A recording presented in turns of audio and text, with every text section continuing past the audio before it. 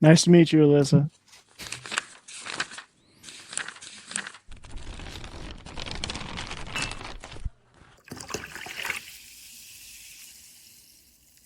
Hello, fermented folks.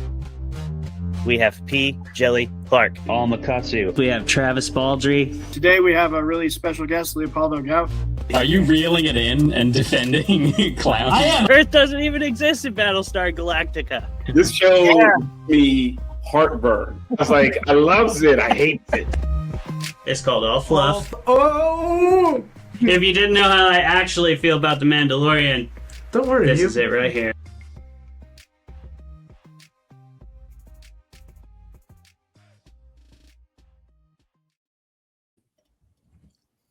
Hello, fermented folks, and welcome to another episode of Fermented Fiction, the show where we discuss the best works in the genre fiction realm, whether it be film, whether it be books, whether it be TV shows, and drink with each other, and of course, argue with our fantastic guests. Said guest tonight is Alyssa Alessi, a good friend of mine from StokerCon every year. We always have a good time hanging out at the hotel bar, and I'm excited to hang out with you here tonight. Alyssa, how's it going?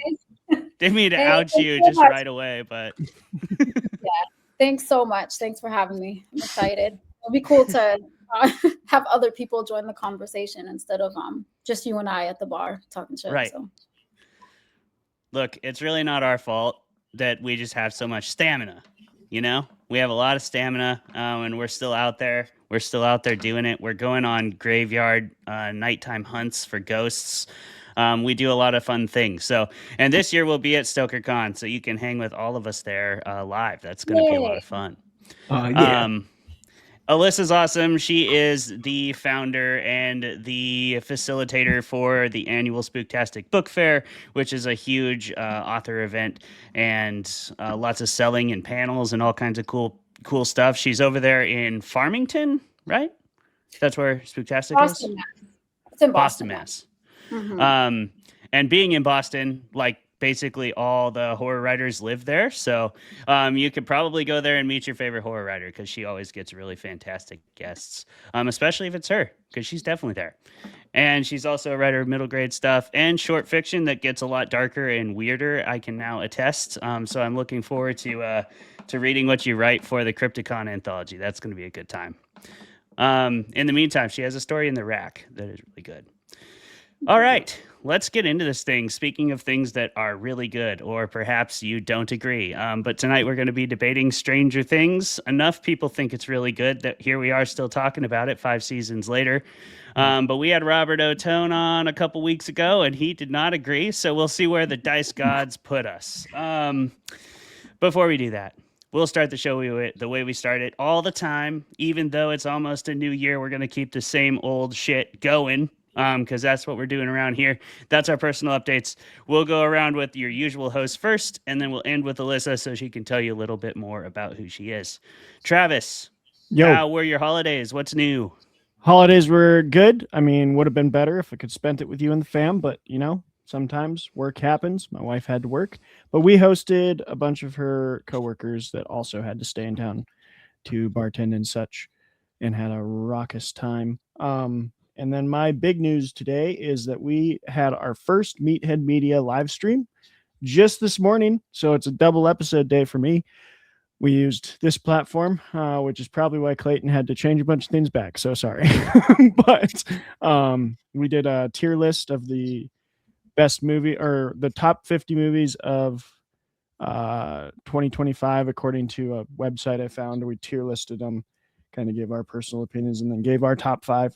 Which mine were number 5, Black Bag, Steven Soderbergh's spy thriller. Big fan of that one. Number 4, Bring Her Back, which you've heard me gush about on her. Number 3, I gave to Begonia. Number 2, I gave to Marty Supreme, which I just watched last weekend. Loved it. And then my favorite movie of the year, surprised the heck out of me, was Knives Out, Wake Up, Dead Man. Big fan of that one. I love Wow. It's cool for me. I did not expect that. Yeah, a Catholic priest character done right is a rarity. And I was a very big fan of the Father Judd character on that Netflix movie. So that was my top 5. And if you want to watch Zeb and our guests top 5 and our tier ranking, go to the Fermented Fiction YouTube and you'll see it on there under the Meathead Media year-end review. Yeah.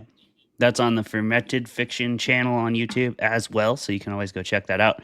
They do a great job over there at Meathead Media reviewing movies. They do a review every week, so that's kind of another branch of Fermented Fiction. Go check it out. Give them a listen. I haven't listened to the live stream yet, but I'm excited to see that it exists, and I'm going to do so very soon. Jeremy, what's new with you, buddy? Oh, hey. So I'm gonna, I don't often come prepared with updates that will just be right there off the top of my head, but I'm gonna go ahead and answer the question from Lions here in the chat, who asked, "Hey, how's it going?" Well, I'll tell you. Yes. And thank you for asking. Well, last Saturday I broke my ankle. Now that is, thank you. Thank you. I do my best. That is, for anybody keeping track, that is break number 5 or 6, depending how you count it. It's the 5th break, but it is the 6th bone. Hey, there you go. Yeah, I so know, trying right? something new. Yeah, exactly. Trying something new is that, in addition to breaking the bone, I also tore a ligament, so I'm having surgery Jeez. literally tomorrow. What were you doing? Well, you see, the story begins, as many stories often do, with the dog pooping blood. So we Oh. were taking her to the vet, and on the way to my car, just slipped on the ice and twisted the fuck out of my ankle. Jeez. Got absolutely no fuck left in it. Oh my god, dude. Which vet do you use? I'm asking because I have a friend that works at the emergency vet in Bozeman. Mhm. Oh, what was it? It's like 360 something. Well, possibly my friend helped your dog not poop blood. So I hope so. Yeah. I hope your dog is no longer pooping blood, and No, I'm sorry she's not about. pooping any blood anymore. She's doing great. good. Oh, She's good, fine. good. Well, that's the important thing. I am I sorry know, to hear right? about your ankle, though. Are I you? hope you recover quickly, buddy. Huh. Yes, so do Yeah. Are you do you have to be in a boot then right now, or you just have it braced? I'm in a boot, and I've got I got this fun hands-free crutch that Oh. I look like this when I'm wearing it. Nice. So, oh wait, Fantastic. that's for the vertical viewers right there. I centered it for you. I. It's also Yeah. for the viewers in general. If you're listening, Jeremy just showed us a picture of him in that cast. Yeah. So It's pretty fun. You don't get people to think enjoy I'm that. an amputee. Say what? Yeah. Yeah. If you're not on YouTube, then you don't get to enjoy that nearly as much as we did. But hey, this episode will be there. You can always go check it It out. will. Your timestamp's about 8:30. So yeah, go check it out. But check it you know out. what? It would be more fun than that is learning about Alyssa. But you're gonna have to wait for one more personal update. My personal update is this: I'm 35 now. woo! Way to go. Take I that, knew Jeff. you could do it. 35 years running and you Wow. still can't catch me, little bitch. Fucking good luck. I'm gonna keep on going and keep on. Yeah. There you go, man. Yeah, take that, Death. You can't even fucking. You don't want this smoke. It'll get me eventually, probably next year. Now that I talked all that shit, let's find out. Let's hope. Keep on doing the show and keep on partying, and arguing with good people, and inviting all this super positive energy into my life. Alyssa, speaking of super positive energy, you are bringing that to the show today. Oh, thank you. So can you tell the good people of the Fermented universe who you are, what you do, and what you're most excited about for the new year? Well, my name is Alyssa Alessi. I write a lot of weird shit, usually with some sort of feminine rage thrown in there somewhere. I run this Booktastic book fair, like you've mentioned before. I try to do as much community work as I can, to be honest, even if it's just like a small author event in my neighborhood. I have a lot of fun with that. For the new year, I'm looking forward to StokerCon, hanging out with you guys. And I'm actually going on a writer's retreat with two of my really cool friends who I actually met in person for the first time at StokerCon, Amanda Castile and Monique Asher. So we have a little girls trip planned for next month. Oh, that'll be awesome. That'll be a great group. I don't know how much writing will get done, but I hope at that point I'm finishing up the story for the Crypticon. Though. Nice. Where are you guys going to go retreat to? Do you know? Or is that The top White secret? Mountains of New Hampshire. Ah, okay. Nice. Nice. Moving I love our a good cold weather retreat, and I feel like the world is a lot quieter in the cold seasons, especially if you go out to the mountains. So hopefully that's beneficial. Or you'll just want to drink too much whiskey and stay warm. Those are both good options, though, and both Not bad. potential mechanisms for inspiration. I'm gonna try to get them to go snow tubing, like drunk snow tubing. No. I don't I don't know if they're down, but I'm gonna try. I think the key to that, Alyssa, is the drunk first. Yes. You don't you get then you're like, let's go snow tubing. And everyone's like, fuck yeah. Exactly. I think so. There's an order of operations here, and it's crucial. Absolutely. Maybe you could get them outside sitting in the tubes too, having a few drinks, just like say you just want to go enjoy the nature, and then you'll be out there. They're already in the tubes. You'll be like 2/3 of the way there. Or maybe like Pavlov them. Like, I don't know if that's the right metaphor, but like you introduce it early sober, like, hey, I thought about snow tubing. Like, it's something we could do. And then keep saying it. And then when they get drunk, they'll be the ones that are like, snow tubing sounds so fun. They're gonna tell me to shut up. You think so? You think they just don't want that smoke at all? Yeah. We'll probably do some like ghost hunting, some writing, some drinking, some eating. I don't know. Certainly. I just went to a party with a bunch of my friends and we had too much to drink. But at the end of the night, it always ends up being me and my friend Dan. And we like to watch like Nuke's top 5 ghost videos and fall asleep. Oh, yeah. And we fell asleep to that. But then that happens. I wake up at like 2 a.m., like hungover to the sound of ghost hunting videos in the background, just like anyone there. And I'm like, what is going on? Not pleasant. I have definitely had that experience. Definitely love me some Nukes or some Bizarre Bub. If you don't know about Bizarre Bub, he's I'm not sure what he's got going on with his narration style. Something's going on for sure, but he's so he's not necessarily as good of a narrator as Nuke, but he gets more videos and he just lets them run. He doesn't edit them. So there's like a lot of, he edits them a little, but not nearly as much as Nuke. So there's some long cuts and it actually makes them a lot scarier because you do know something will eventually come or the video wouldn't be there. But the worst thing that happened to me in that experience was falling asleep to Nukes and waking up to those videos that are like top 10 scariest camping encounters or whatever that are like real encounters. Yep. And I'm just like, that's not what I want to watch, especially not subconsciously. I don't want that playing on a loop in my head while I'm sleeping. No, I had a to go very down different vibe. Alyssa. You opened it. Yeah, that's on you, Alyssa. You opened the gate, just like 11. That was some 11 style bullshit right there.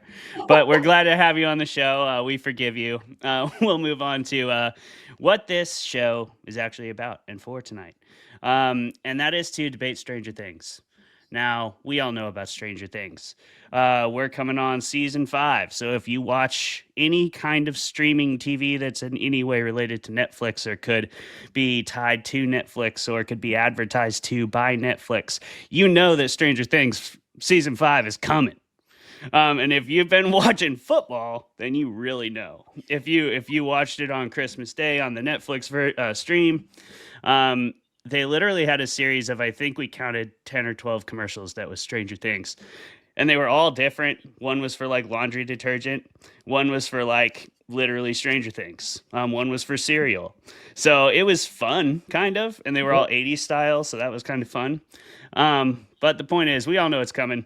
That's why we feel it's important to take you back 4 seasons here to a show that started as perhaps a memberberry show, perhaps a show to make us think of times of yore in the times of now that people were maybe not so stoked about. I believe it was COVID.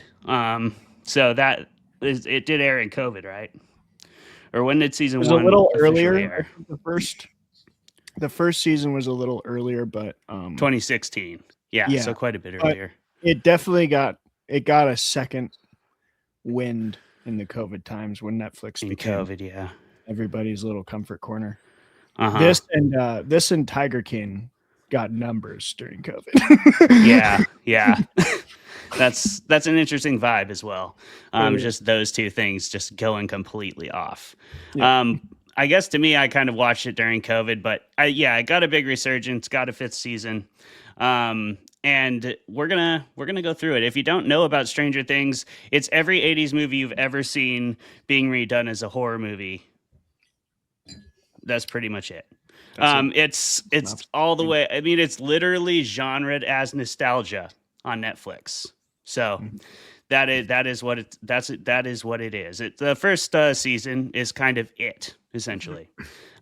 Creepy thing comes to town and kids start disappearing, and the kids themselves have to save the day. So yeah, we're gonna get into it. If you don't know, we spoil everything on this show. This show is nearly 10 years old, so if you haven't seen it, you could go back and do that now. Hopefully you have. If you want to leave, though, we shall forgive you. Now, we're gonna roll some dice, and that's going to determine our positions. We don't actually get to choose on this show. The dice gods get to choose. Alyssa is going to be debating me. And Alyssa, are you ready to roll some dice? Do you have a dice, or do you need us to roll for you? I need you to roll for me. All right. We got you. Jeremy, you do it, because I don't have my physical dice with me today. It's okay. I got this real big one. I packed them in my Christmas bag, and I haven't unpacked Ooh. it. That's the numbers. Is that a good number or a bad number, Jeremy? It's a number. I don't know. How good does it have to be? What'd you roll? It has to be at least an 11, which is really fitting. I rolled an 11. Well, That's great. That is. Hey, that is- that's really good, and it's way better than my 6. okay. So- The 11-1. yeah. I mean, it was destined. The 11-1. I mean, that's kind of I mean, did you watch the show?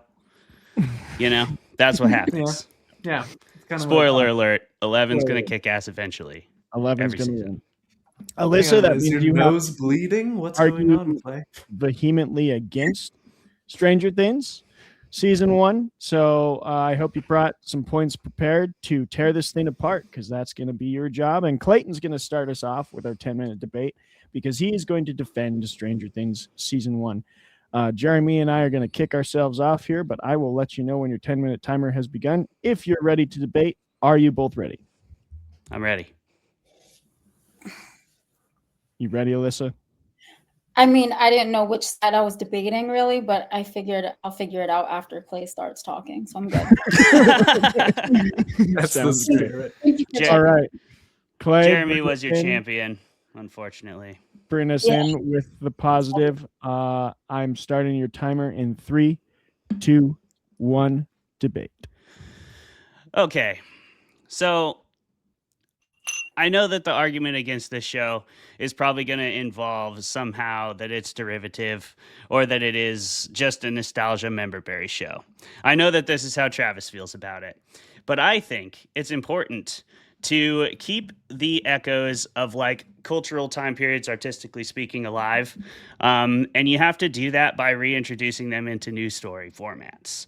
I don't necessarily think that this is a new story format or any type of a super original story.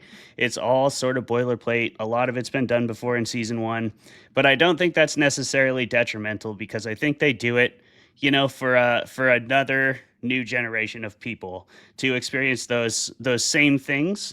But I still think it observes a level of cultural sensibility that the 80s didn't, and does it relatively subtly because they're still so steeped in the 80s nostalgia era and this love letter to 80s cinema that this movie is.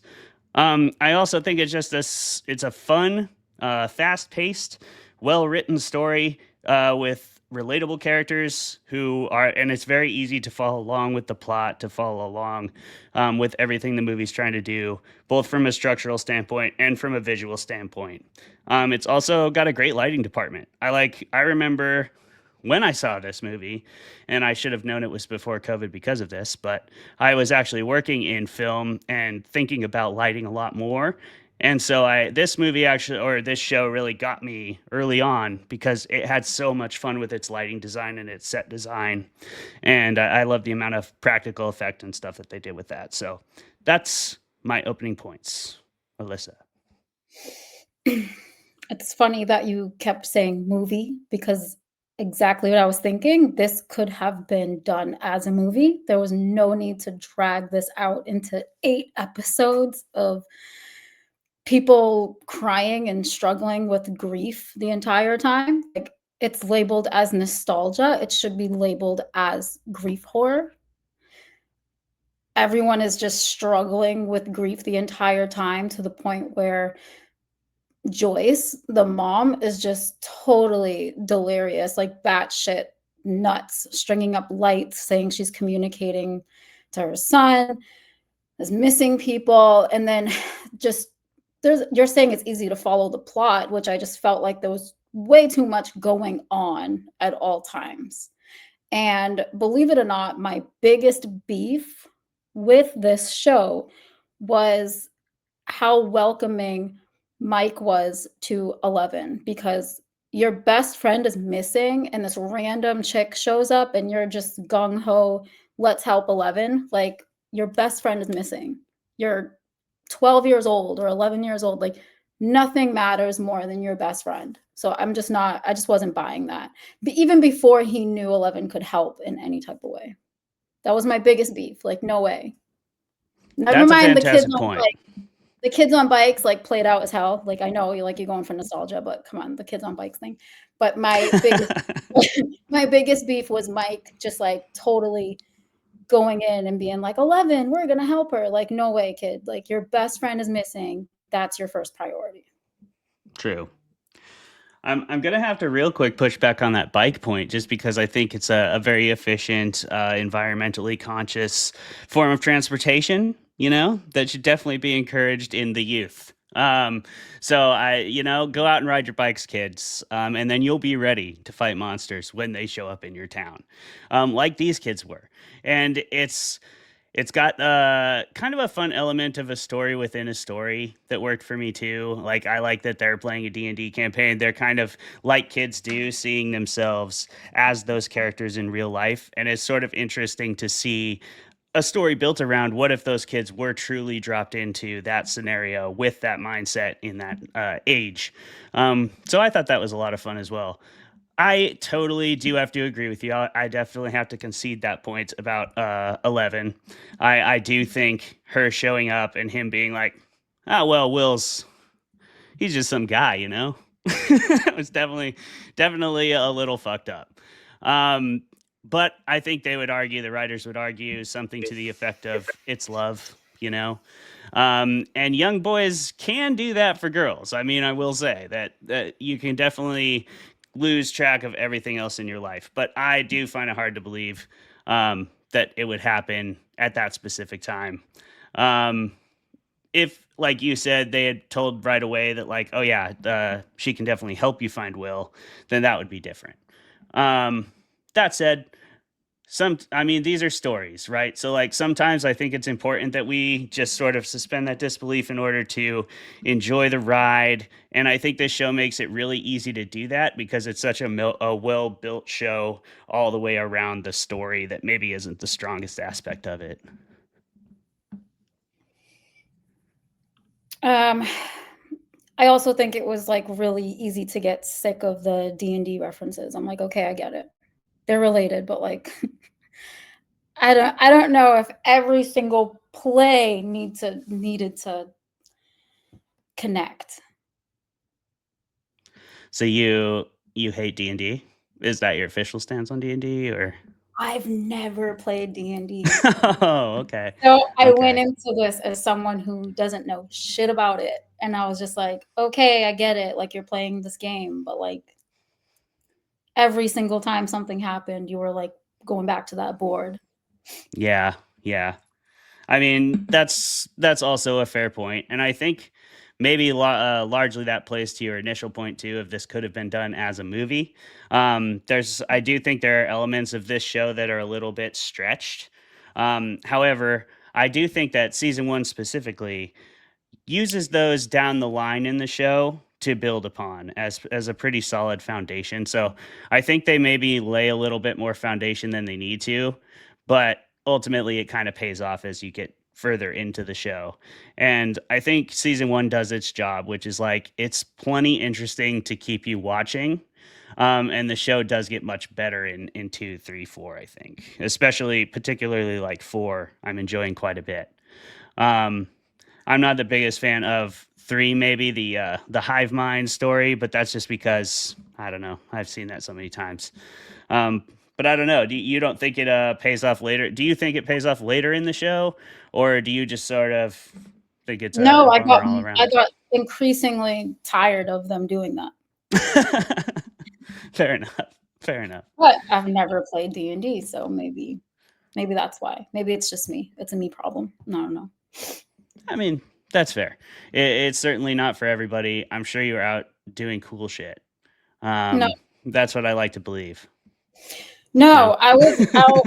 I mean, all my friends were boys at the time. So talking about like boys like falling in love and doing the extreme or something at that time. All of my friends were boys. We were out like playing street hockey. We were roller skating, rollerblading, wrestling. Wrestling was like major at that time. It was all about like fuck it and fucking Steve Austin, right? Sure. I'm 2 years older than you. You just said you turned 35. I'm 37. Gotcha. Yeah, all my friends were guys, and they would like sell me for a piece of candy. So I don't. Jesus. Yeah. So you're like, there's no way they're watching out for 11 like that. No. But aside from that, the upside down bleeding into reality, it was just a little bit hard to follow. At some points, it was just like, oh, the lights are going off, but then only Joyce could see that the monsters are coming through the wall. I feel like, why wasn't anyone else seeing that? Why was it kind of first making it look like only Joyce could see this? Right. It was you didn't see any power outages throughout the city or anything, but I do think in early season 1, I think that was on purpose. I think they were keeping it kind of to an isolated area, and it seems like it's kind of spreading out further and further each season. But the whole town doesn't generally seem to be affected. At least that's how I understood it. I like that idea of an alternate reality and sort of a sickness inside of the earth that's growing in it. That was kind of an interesting idea to me for a nice cosmic horror angle. And I do feel like the first season in particular is much more cosmic horror because you're still fearing the unknown. You still don't understand the upside down. And that maybe falls off a little bit after season 1, where the more you understand the upside down, or at least understand how to defeat it, which is just shut the portal, right? So once you know that, then you kind of have an idea of, oh, you just can't let it in, but it is still building up there. But I do think that lends to the horror well because it gives it a sort of a longevity and an echo out. Shut up, Clay. We're done. It is Okay. the drink of the week. Yeah, shut up, everybody. Drink of the week. Good discussion. Good debate. Way to Very go. important. Very nice. I like it. Yeah. And I think good points on both sides. I got some good questions out of that. But before we get into those questions, we have a couple segments we always do. First one being, what are we drinking? Right? Yeah. On this year's show. Jeremy, what did you bring post-Christmas? Hi, guys. Post-Christmas. Yes, post-Christmas. Well, what I've got here is this Teeling small batch Irish whiskey. And, pouring that into some of this lemon lime sparkling ice, and it's delightful. Nice. Oh, my dog barked. Clay. He wants to get in on that. Yeah, he does. I He's have not 21 yet, though. I tell him that all the time when he tries to steal my beer. I'm like, you're only 2. Can't have no beer yet. it works every time on pets for the most part, and if it stops working on your pet, then they shouldn't be drinking beer anyway. Shouldn't be. By the time they can do it, it's not really fair to them, to be honest. But Ellie didn't drink any of my black wheat porters. She didn't help me out at all, so I have a couple left over. That's a nice porter from Bend, Oregon, if you've never been over to the PNW. But this is kind of pretty popular beer around here. You can find it on tap in a bunch of places. It's really good. Nice. I have Alyssa, what did you bring to the fermented fiction I'm podcast? drinking this glass of Woodford Reserve. Nice. With this is gross, but I'm gonna stick my finger in this to show you my ice. Ooh. And it is a metal bullet. Oh, wow. Yeah. It keeps That's your sweet. drink cold without watering it down. That's All sweet. right. And I'm drinking this because I feel like Hopper would drink this. With the bullet. Absolutely. Yeah. With a bullet in it, yeah. For sure. With the bullet. So My in wife- honor of- My wife made a Woodford Reserve soaked, like cask strength Woodford Reserve soaked cherries and we were like passing them around for the Christmas party. She left them in there a while. They were strong. They hurt to bite into, but it was delicious. I'm drinking my new favorite cocktail, which is a tequila old fashioned.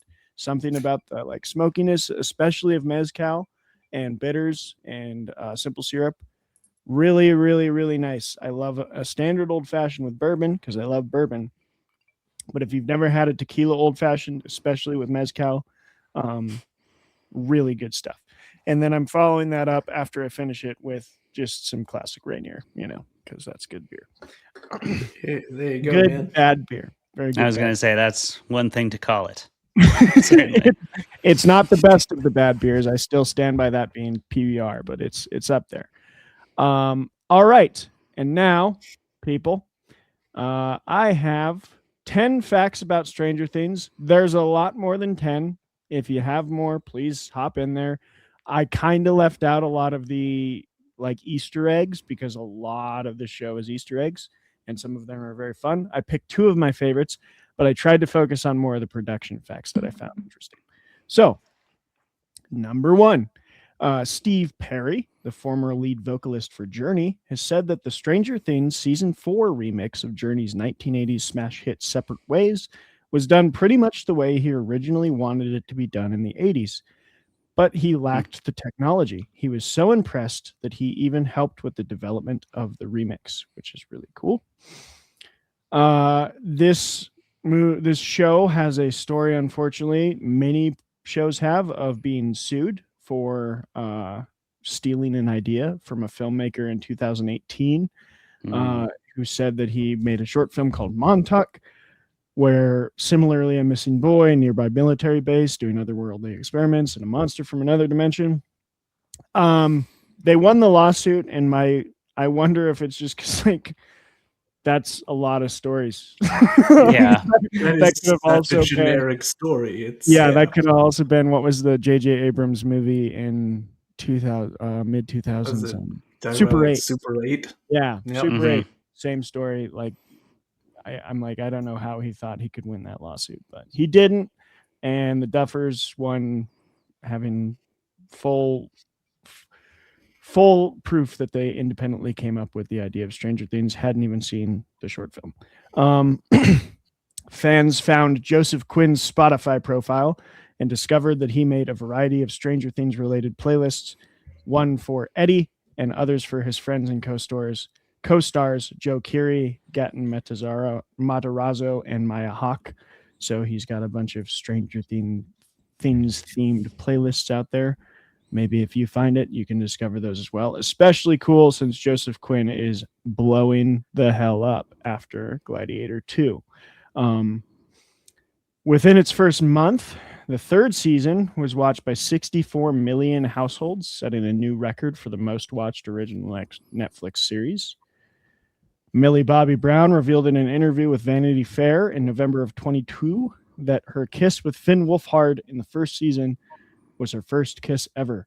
She also pointed out that he was a lousy kisser, which he was okay with because he also stated that was his first kiss and he probably didn't know what he was doing. So No. both of them shared that moment on screen, which is always weird to me, but maybe cute. I don't know. It was announced in March 22 that season 5 would be its last. And the reason I found this interesting is it was a shock to the cast because they were not told that that would be the last season ahead of time. They learned about it when the news went public. And I'm curious. There's been a lot of articles speculating that it's a fake out last season, that they're actually going to do some spinoffs or some extra stuff coming. We'll see. The state trooper guarding the morgue, here's one of the Easter eggs I included, is reading Cujo by Stephen King.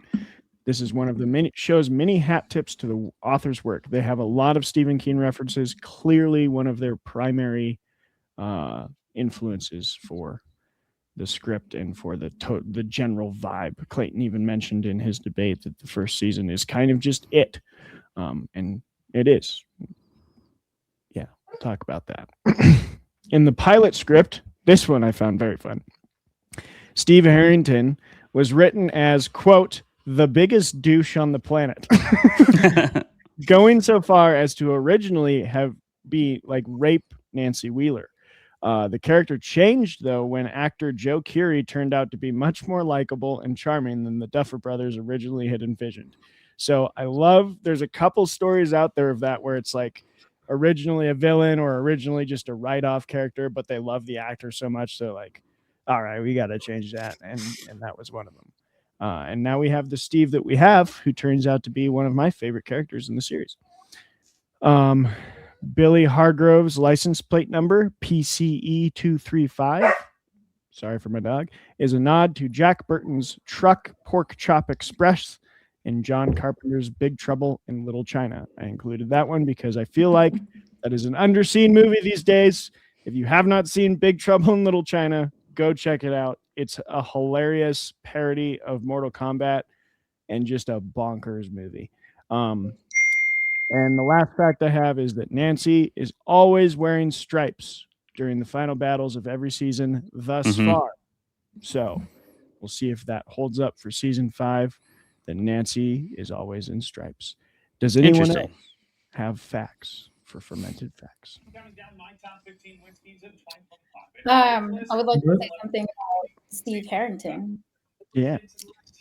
Just add to how he turned out to be such a cool character that he kind of turned into an anti-villain, right? He was supposed to die in the first season, and they decided hell yeah, to go keep him. Steve. Yeah. I thought that was so cool. And my teenage daughter told me that because she's obsessed with him. And I just learned that he's also in a band, which I didn't know. He looks like he'd shred, I mean, yeah, he's got the hair of like a Bananas bass player. So. Yeah. He's got that vibe too. I could definitely see him thumping the bass. That's awesome. Like sort of the Jesse Pinkman story. Always a fan of those two. And Steve turns out to be one of my favorite characters. While I was getting back into this, the algorithm told its friends, that I must really like Stranger Things. So I started getting a bunch of memes. And one that I saw a lot was like, okay, why exactly are we supposed to root for Will in season 1? Like, he takes pictures of people without their consent. He's like following people around, literally stalking Nancy. Steve actually shows up and is like pretty emotionally available for her even at one point. Oh, wait, Jonathan? Jonathan. Or I said Will. Sorry, Will's great. Will. Yeah, we can root for Will. Jonathan. Yeah, why are we? That's why you cracked up so hard. You're like, yeah, fuck Will. But no. Yeah, just let him stay missing. Screw him. Let him cook. Let's see where this goes. Come back. All these other characters around. Who is this? Oh, this is my dog Cheeky. She feels the need to interrupt every Zoom or meeting or anything Yeah. If she seems important, yeah. Got to pay the dog tax. Thanks for coming on the show. But yeah, it was a funny meme. Like, why are we rooting for Jonathan exactly?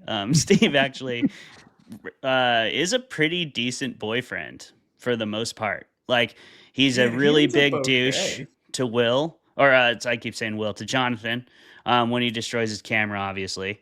And then he's a douche in the alley. But for the rest of like season 1, he's not that bad of a dude. Honestly. I mean, he's kind of a douche for the hookup and like her friend dying in the pool while they, Yeah, a little bit. get busy. That's totally not his fault. I don't really see that as his fault. That's I feel And like he that is doesn't a even very know that was she's a dead for like the whole first season. yes. Like he never finds that out. No. Yeah, they don't even know for sure. Even in season 2, that's the first episode of season 2. They're going to her house to eat with her parents, and her parents are like, "We're going to sell our house to hire a private investigator." And they're like, "Oh, yeah." But I don't. Oh, sorry. Go ahead. No, you do it. You do it. I would defend Steve in those situations because he Mhm. smashed that camera because he thought Jonathan was being a complete perv. Yeah. It's like, you're taking pictures of my girlfriend, like, smash. And he certainly was. So Yeah. Yeah, We literally didn't, did like, that. figure out Jonathan, and we didn't like feel bad for him and like know that his brother was missing and all of these things. It would be like, yeah, you creep. So he was Right. right for that. I mean, I didn't feel bad enough for him to not wonder, like, wait, your brother is missing, presumed dead, and you're just taking pictures of people through their windows? Right? What's true. this about?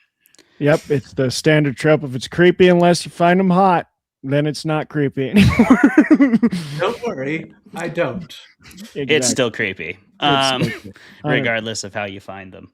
Yeah. But yeah, I thought that was an interesting observation and a good fact. For sure. Any other fermented facts before we move on to our true opinions? I assume this was a box office success. There is no box office, but there is no box office, but this is a smashing TV success. Yes. I think that was one of my facts, was the third season like broke all the records for Netflix. Right. Streaming.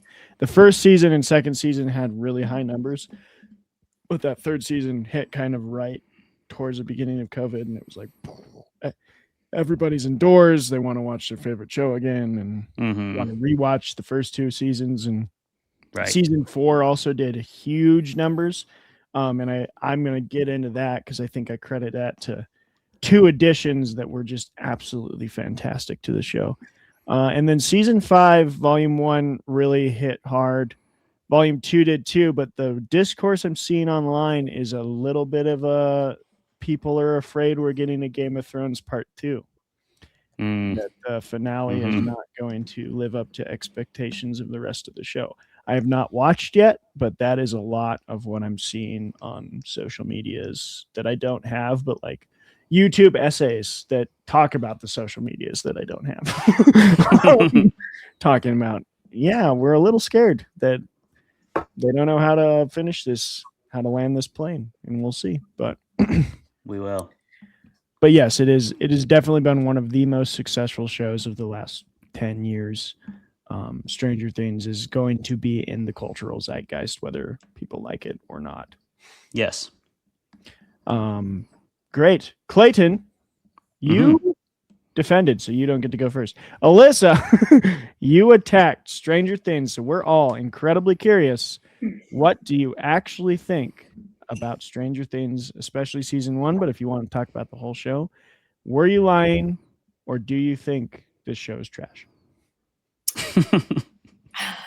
Some of the things that I said were true, but I love Stranger Things season 1. I think that the show could carry itself just on the vibes alone. Even if the plot was total trash, like it would be fine with just the vibes. I live for a vibe. So I love it. So I was kidding. just playing Stranger Things. You know, yeah, we love the you. sadness, the grief horror, like I love that shit. Are you kidding me? I was. I Like, kind of felt like I noticed as soon as I saw your sweater. Like, Yeah. like, she definitely Yeah. does not hate Stranger Things. I think There it's funny you that you go. said the next Game of Thrones, because I loved Game of Thrones, and I loved the first season, where I loved the first season of Stranger Things, but I feel like it started losing me as each season Hmm. goes. I'm like, I'm just not as into it. The vibes are still there, but Yeah. nothing beats the first season so far. Yeah. Being Jeremy. introduced to those Oh, sorry. characters. No, go ahead. Clay, actually, because he was Yeah. part of the debate, and then we'll go to you, Jeremy. Yeah. I actually feel sort of the other way about it. I feel like the writing of the dialogue and the chemistry between the characters and stuff has gotten a lot stronger throughout the rest of the show.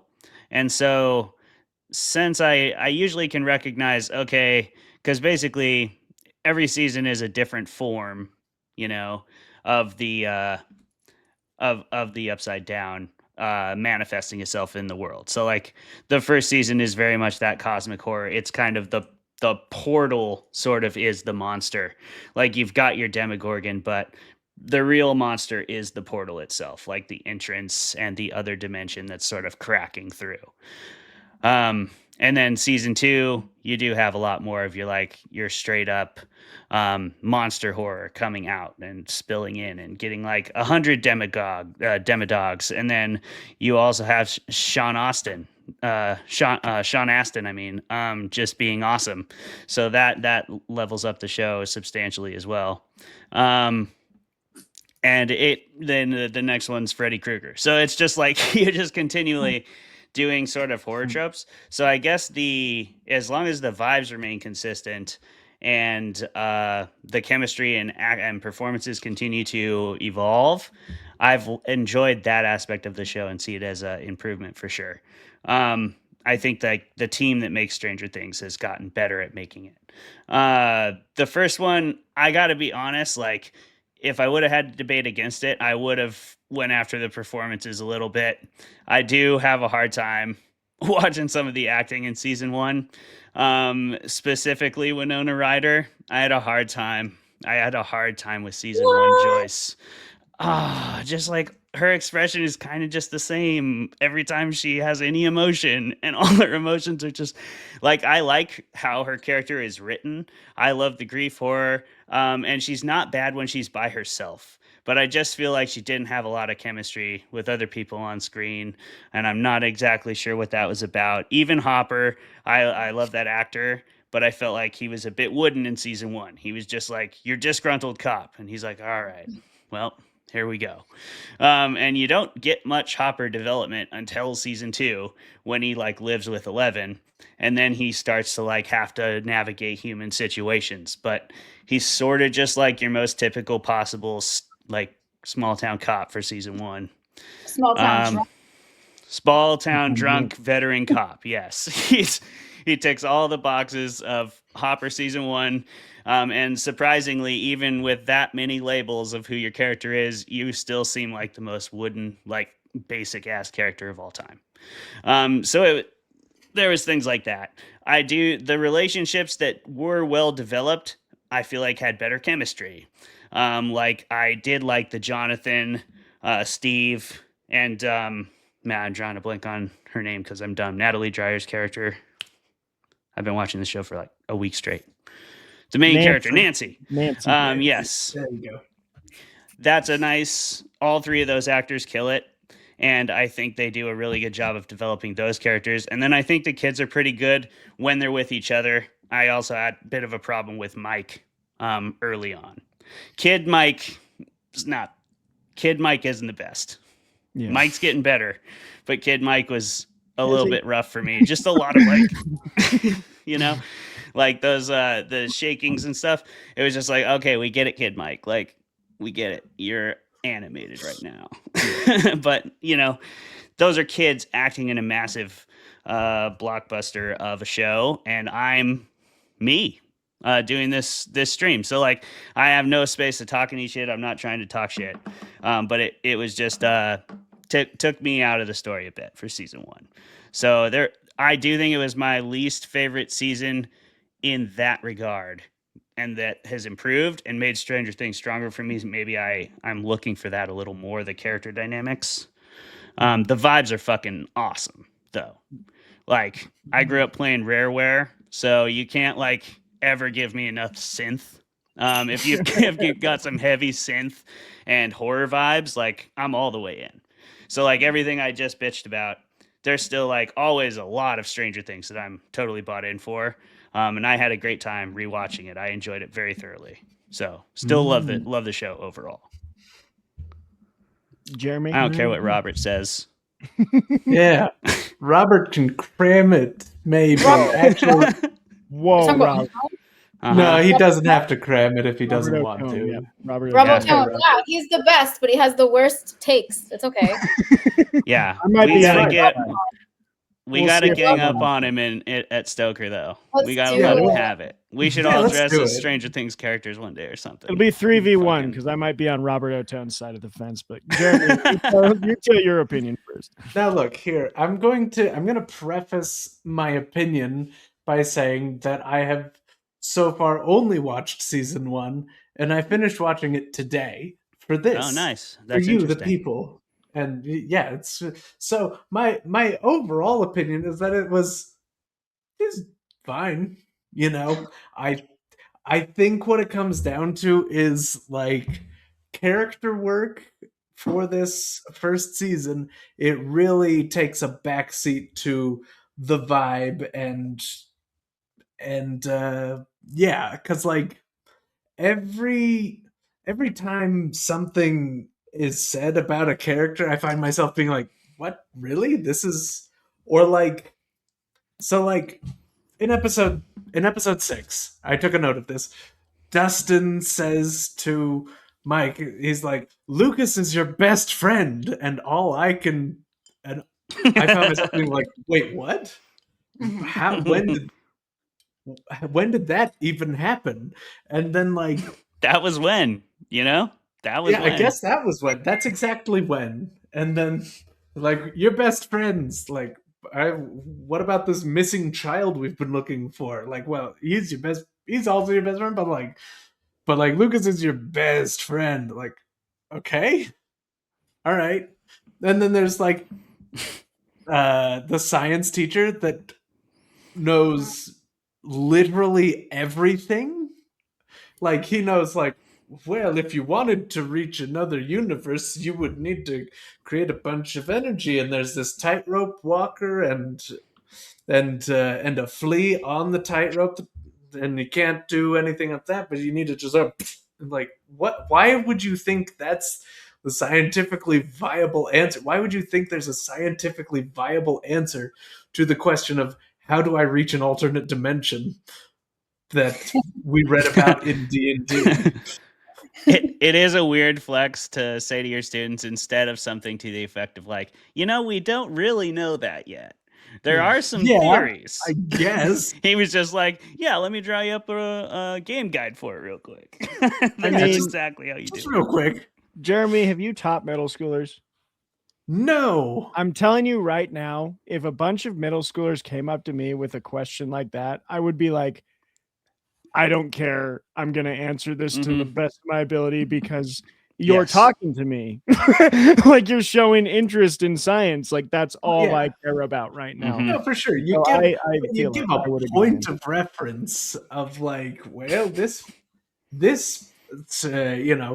movie, philosopher, scientist, Yeah. whatever, thinks it goes like this, but this one also thinks this could be happening, and he's like, nope, this one, and I'm gonna poke a hole in a paper plate to show I mean business. And like, and Yes. and I mean, there are little inconsistencies throughout with characters. Like, I don't get what anyone saw in Steve for, I guess, the first season, Wow. other than great hair. He had great Wow. hair the whole time. He's athletic. The show tells us. Until, hey, look, I didn't see what anybody saw in him until he went just absolutely bonkers with a spiky baseball bat, and then I'm like, okay, yeah, I'd maybe hit that. But like, He didn't then run there's- away. He didn't run He away didn't from the run final away. confrontation. Nah, he stepped up, and God bless him. Steve's a dog. The Let me only back other off. thing that I really okay, there are two other things I have a note of. The first of is that apparently, these are all things that make Eleven's nose bleed the exact same amount. So the first, making compass needles point the wrong way. The second, throwing a boy. Third, throwing a truck. Ooh, And yeah. fourth is screaming a hole into another dimension like she's Majin Buu. All the same amount of nosebleed. That's what All you're the saying? that's the same amount of effort, I assume, Mm. to do all those things. And the only other thing that really distracted me while watching this was like the shadowy government. Oh wait, I guess there's a couple things. Like I have more notes than I remember, but like first of all, Hopper takes a long time to get with it and just break bad. But when he does it really hard and fast and starts beating up government agents and breaking into facilities and shit. Just like That's true. That's true. just immediately is like, wow, that turn took a long time to happen, but it was hard and fast, okay? Yeah, he does a And couple then- 12-ounce curls and he's right back to the battlefield. Right? And he I just goes. You do enough 12-ounce curls, I'd do it. I guess. I don't know how y'all get after too many 12-ounce curls, but the amount of bravado and just like unhingedness that I enter that's on that level. Oh yeah. And then of course there's like Nancy finds a wet throbbing hole in the woods and she's like, I'm gonna crawl into that. Like she doesn't even know for sure that Full it'll send. lead to evil Narnia, but she's going in there. Yeah, And And I there's guess- maybe 3 yeah. people in the universe that would do that. Like Yeah, most people I are didn't looking at think she that was thing gonna and be being one of like, them. I don't think I should even be. Like I'd be, you know. Yeah, I don't know I'm if I gonna should mask even it up be real quick. smelling this and, right now. It's like Yeah. that. What about you, Alyssa? Like- Would you go in? Would Yeah, you you- crawl in? Fuck no. But I don't think Nancy seemed like the type of person to do that either, and that's why it was so weird.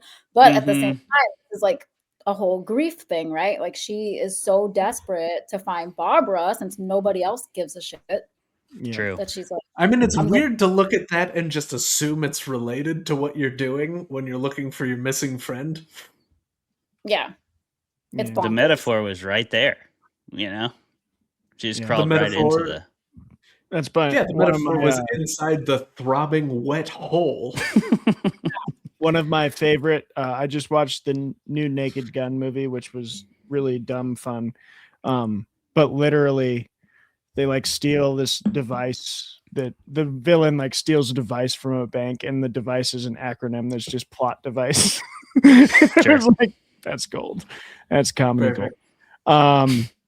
Okay, Jeremy, you have any wrap up opinions before I give mine, and then we take a break? My only one thing about it is that this shadowy government agency really half-assed Will's fake dead body. Like They did. yeah, they couldn't have sprung for like some fake organs instead of just like polyfill. Just he's a pillow on the inside. Come on, guys. What if a grizzled drunken sheriff just bursts in there and starts cutting open kids? Come on, guys. Yeah, chaos. They were not prepared for that circumstance at all, and they really No. should have been. Inexcusable government activity there. I Come on. agree. What They are the should be ready for tax dollars even every for? scenario. Should be ready for every scenario. Yes. All right. Travis? I have mixed feelings about this show. For one, I do think you're right. The vibes are immaculate. The whole show runs on vibes.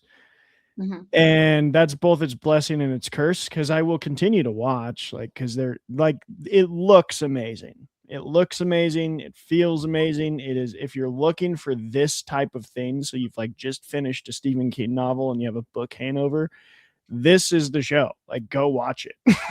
Because you're gonna get the same kind of feeling. You're gonna get the same kind of characters. It's a comfortable show. It's a nice warm blanket of a show for people that like this type of genre. I think that's why it's so popular. But I think this falls into the category for me of like, people are happy with it, and so they want to defend it as incredibly well done.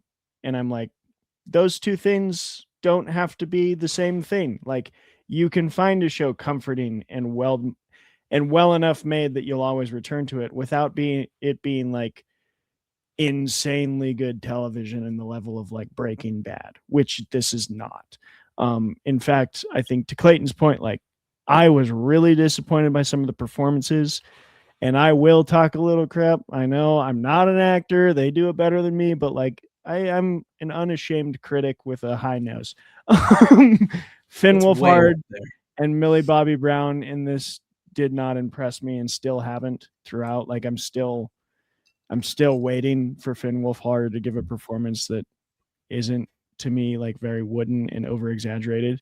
And I think it becomes even more pronounced when in season 4 we get Maya Hawke and Joseph Quinn just coming in and showing people what the business is, because those two in season 4 overshadow every main character in the entire series. Like, Maya Hawke kicks ass. Maya Hawke and Joseph Quinn are so fantastic that I was like, oh, I love this. And I haven't loved this as much as this for 2 seasons. And I think a big part of that is because these 2 side characters who are supposed to be kind of like a little to the side are now like, every episode I was tuning in, I'm like, great, take me to those 2 scenes because I want to see them again because they're fantastic. I do think I love David Harbour. I think Harbour, he was doing a very much, I think his performance, Clayton's right, was like pretty, the character himself was, a little boring, but I kind of just saw it as like David Harbour doing his best Jaws impersonation of the main character in Jaws. And he does it really well. And I think he has proved he can knock it out of the park in other roles. But my whole balance act with this show is, at what point do I just enjoy the shit out of it? Like, do I just take the critic hat off and like, yeah, there's plot holes. Yes, some of the performances to me don't do it. Yes, most of the plot stuff is like member berries and let's just go off the 80s thing and Stephen King novels. But like, yeah, this show's comfortable, man. It's so fun. And like, I keep coming back because I'm like, sometimes you need that. Sometimes you need a show where it's like, I don't want to sit down and like, for example, I've been wanting to watch Pluribus for like weeks, months since it came out. But I just, every day I'm like coming home and I'm like, I want to be ready for Pluribus. I want to be ready to like take in what has been given to me. Stranger Things to me is the show that you come home after a long day of work and you're like, you know what? I just want to sit down and enjoy myself. And that's what Netflix has provided for us. And I think there's a place in art for things like that. And my biggest problem comes when people try and take that and put it in the same category as something like Breaking Bad or Game of Thrones seasons 1 through 5, where it's like, those two that's like a amateur fighter and a title holder to me. Like, both have their place. We need both. They're not the same thing. So that's my whole kind of snooty analysis. I love Stranger Things. I just love it for those specific reasons of enjoyment. But yeah, I think there are elements of it where I agree with you on that, and elements of it where I do think it is a legitimately well-made show. I will say that it's like, it's again, the vibes. Alyssa's totally right. And the reason the vibes are so good is because of how well it's like. So I'd say the performances and the story are where I'm like, oh, this is just kind of pure enjoyment. But the way this show looks is so good. Holy crap. And I think with shows like this, and we'll get into this, I think, in the questions, but with shows that are for that type of enjoyment, you need that. Because like that's what's holding you up. That's your foundation. If they don't look good, then it's like, why am I here? Unless, you're doing the like Hallmark Christmas specials where it's like, I know why I'm here.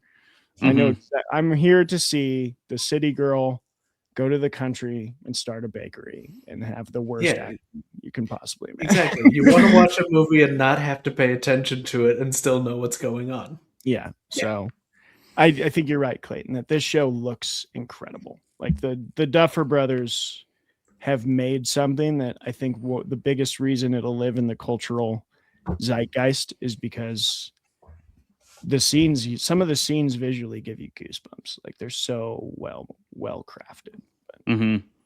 Yeah, it's kind of a new generation of Star Wars in a lot of ways to me, and they chose, because current Star Wars doesn't count as the new Star Wars. That's old Star Wars still trying to be here.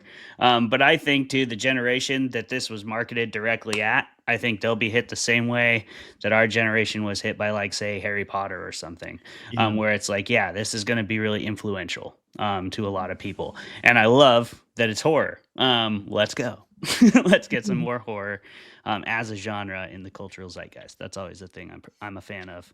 I'm also a fan of urination when I have drank 2 beers. So it is time to go do that. We're going to take our 5-minute break. Alyssa, please turn off your camera and your mic for us so you get kicked off the stage. We'll do the same. I'm going to play this little video for y'all, and we'll see you on the other side for our panel discussion of Stranger Things. Thanks for being here. Goodbye. Man.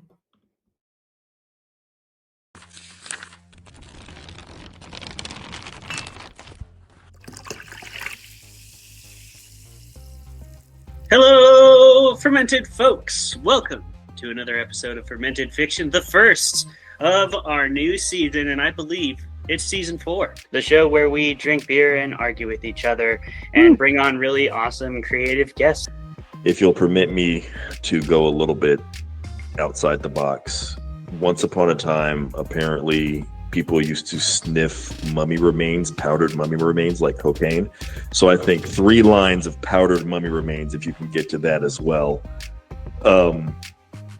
Yeah, that'll get you right to really enjoy the movie, Dave told us all about making a mead, and I talk shit about Tom Bombadil, as I am wont to do whenever people bring up Lord of the Rings. You would. You should. And then that's everybody exactly what he freaking made. chill about Tom Bombadil, or I'll get unreasonably upset. So, in your assessment, what did you think of everyone kind of paired off, or at least a number of people did, romantically? How'd you feel about that? Did that seem really forced and dumb to you, or? Tom Bombadil is a merry old fellow with his bright blue jacket and his boots are yellow. Right? It's our yellow. Right. Imagine discovering mummy remains and oh my God, these ancient figures. Dude, what if we crushed this and snorted it, yo? I bet we'd get fucked up. Let's talk for a moment about the fucking all-star cast in this movie. We have Ewan McGregor slaughtering it the entire time, main character energy, top to bottom. You can't argue with it. Women want him, men want him, everybody wants Ewan McGregor. Okay? If you don't agree with that, you're lying to yourself. Apparently she had a backstory, but they cut it because she's very hard-nosed at the beginning. And then I will say another pro of this movie is their chemistry is hot. And I feel like if they didn't have that chemistry, I would have been ugh. Because she says at one point, she's like, oh, it's the apocalypse. What are we going to do? Fuck. And he's like, and then later when they are kissing, if they didn't have chemistry and if it was 2 lesser actors, I think it would have been an eye roll, felt cheesy, but you feel their bond. The Langoliers themselves were originally going to be portrayed by puppets, and I think maybe they should have. Maybe they should have. Dude, that's amazing. There's no maybe about that. And I wish that I could say that there was something greater happening here than the war diary of a broken man living as sort of this white tower academic with all of his friends sitting inside the Eagle and Child drinking beer and pretending like, you know, Magic Lion Jesus isn't really silly. Because, I mean, it is. If we can just all be very honest with each other. The Lord's work out there. Good job. I like to think that I am. Most people aren't big enough, but I am. I'm willing to step up. You know? Yeah. Dedicate still- that yeah, time. settle You're willing twice. to willing to dedicate that time. The time, the money, all of it. Ah, that was so painful. It's one of those painful things Oh, that I've was done in my so good. life. That was so good. We've never been so savagely attacked by any author on their show. It's incredible.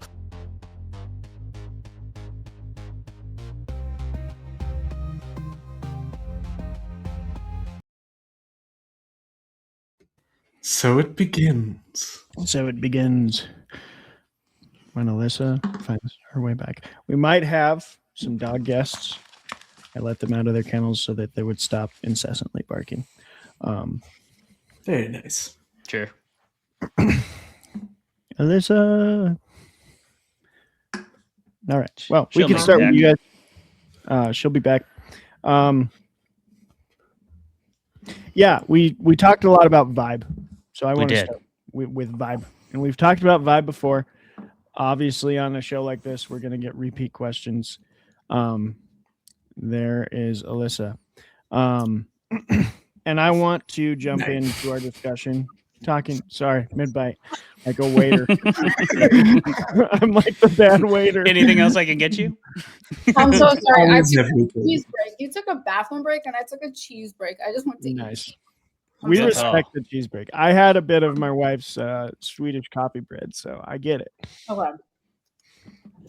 Okay. Yeah, You I feel want to me, talk Jack. about the vibe of this show. We've got a vibe going, but mostly just the vibe of Stranger Things, and also keep this conversation going with multiple creatives about like how much vibe matters. What are some of your favorite vibes? Yeah, maybe I haven't asked that one before. Like, when you're There you thinking go. about a vibe type show, what are some of your favorite vibes? And then how much do you think vibe contributes to the overall product when you're looking for something to watch and enjoy? And we'll start with you, Alyssa, if that is okay. If not, we don't have to pull the waiter thing mid bite. Yeah. I'm fine. Vibes are everything to me. Mhm. I run purely on vibes. That's probably why I enjoyed Stranger Things season 1 so much, right? My favorite vibe, maybe it's nostalgia. I would probably say 90s nostalgia versus 80s because I was born in 88. Mm-hmm. So I was there for the 90s. I love looking back and seeing familiar things like, I don't know, Pepsi cans and shit. Back when they really went hard with like advertising in TV and movies then, which they kind of gave a break up until now. It seems like maybe recently they're doing that again. Yeah, I would agree with that. A little bit, yeah, for sure. There was something recently that was hardcore 90s vibes. I'm trying to remember what it is now. It's slipped my mind, but The R.L. Stein, like Fear Street. yeah. I ate that shit up. Was it the best thing? No, but I loved it. I loved it. Mm-hmm. Yeah. And this definitely hits on all the 80s nostalgia all the way through with the score and everything else. I Yeah. do think that's one thing I didn't get to say about, and I forgot to say, I would have had the opportunity to say it, but is this new season them trying to convince us that these actors are high schoolers is Yes. like the dumbest thing. I'm like, I look at what is his name that plays not Will. I'll find it here in a second. The kind of like nerd friend with he has like the Oh, Dustin. Dustin. Yeah. No, Team Dustin Dustin. no longer looks like a child. He at sure all. doesn't. And I'm like, trying to convince me that this guy is like 19. He's clearly like 25. I know that Dustin is 25 for sure. But Clay, Jeremy, vibes. What do you think? Oh, before you before know- I say mine, I want to hear what how Alyssa thought, or what did you like about Stranger Things vibes specifically? I think the throwback to just how it felt. I mean, I wasn't alive in the 80s, so how I think it felt walking down the street and there was a Radio Shack, like these very specific stores. You had to go to a hardware store, you had to go to Radio Shack, you had to Right. go to very specific places to get what you needed. It wasn't this like mass production of Walmart and Amazon. Mm-hmm. And it felt so real, and so it sparked so much in my mind. It sparked a lot for me. Aside from the music was amazing. Mm-hmm. Mm-hmm. I agree with that. I'm certainly reminiscent of the pre-internet days, and certainly of like the pre-Amazon days. Like now, you just like get anything you want at any time on the internet from anywhere, which is really wild. Like you can be completely different town. I had to get some stuff for a podcast when I went to Pittsburgh, and I just like ordered it on Amazon just like I would here, you know? And it's so bizarre. And then shout out to my boy Bob, but like you also had to be good at actually working on the thing if you worked at Radio Shack. Like you had to be able to put a computer together and take it apart if you worked at Radio Shack in the 80s, you know, or the early 90s. And now, I mean, there's a reason it takes like 19 hours to get in and out of an Apple store, but that is one of the most hellish places on the planet. And I kind of miss those days where, yeah, things were a little bit more like there's a value to a bit of scarcity and needing to actually seek out what you need, and more self-sufficiency that maybe isn't there anymore in a lot of ways. So that nostalgia factor hit for me as well. Yeah, and I think the mom and pop shop, because I mean I've had a lot of discussions with our dad Clay, of like Cut Bank used to be our small town that we grew up in, Cut Bank, Montana. They used to have this like tiny like main street, but it was full. Like every building was full of a store. And like Dad always says they used to have these things called crazy days where like everyone would show up every month and they'd have a big like store sellout thing, and every building was occupied. And it is cool to see, like I never experienced it, but to see that, like that's what the small town used to be like in the 80s. I'm like, oh man, I bet I would have probably enjoyed my time in Cut Bank a little more if that was the vibe. So I'm with you, Alyssa. Like that is something that you can be nostalgic for, something you didn't actually experience, I think, in certain ways. And Stranger Things shows us that. Jeremy, what vibe do you like in this one? Well, I mean, the vibes are cool. They're on theme for Stranger Things. You know, the like visually great, you know, most of the boys have dumb haircuts, so that's helpful. That really helps sell that it's the 80s. The score does great, and then you just get to sit back and enjoy the lighting and the environment and whatever. But I mean, like, you know, for me anyway, you know, vibes are hard to like claim as like a certain vibe that I enjoy watching, because it is so easy for a creator to like misfire with a vibe that like if you get it slightly wrong, it becomes something else that's like totally rancid and I don't want to keep watching.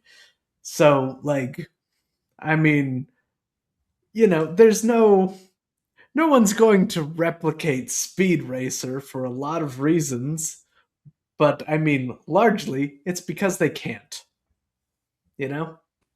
If you're looking for a drinking game for fermented fiction, like we do for every movie that we rate, every time Jeremy mentions Speed Racer, take a shot. It's going to be one per episode. You're going to feel it pretty hard. Yes. I'm going to bring it up until everybody has seen it, because it's great. I know way more about Speed Racer than I ever thought I would. Yeah. Yeah. Then you'll ever need to know. Yeah.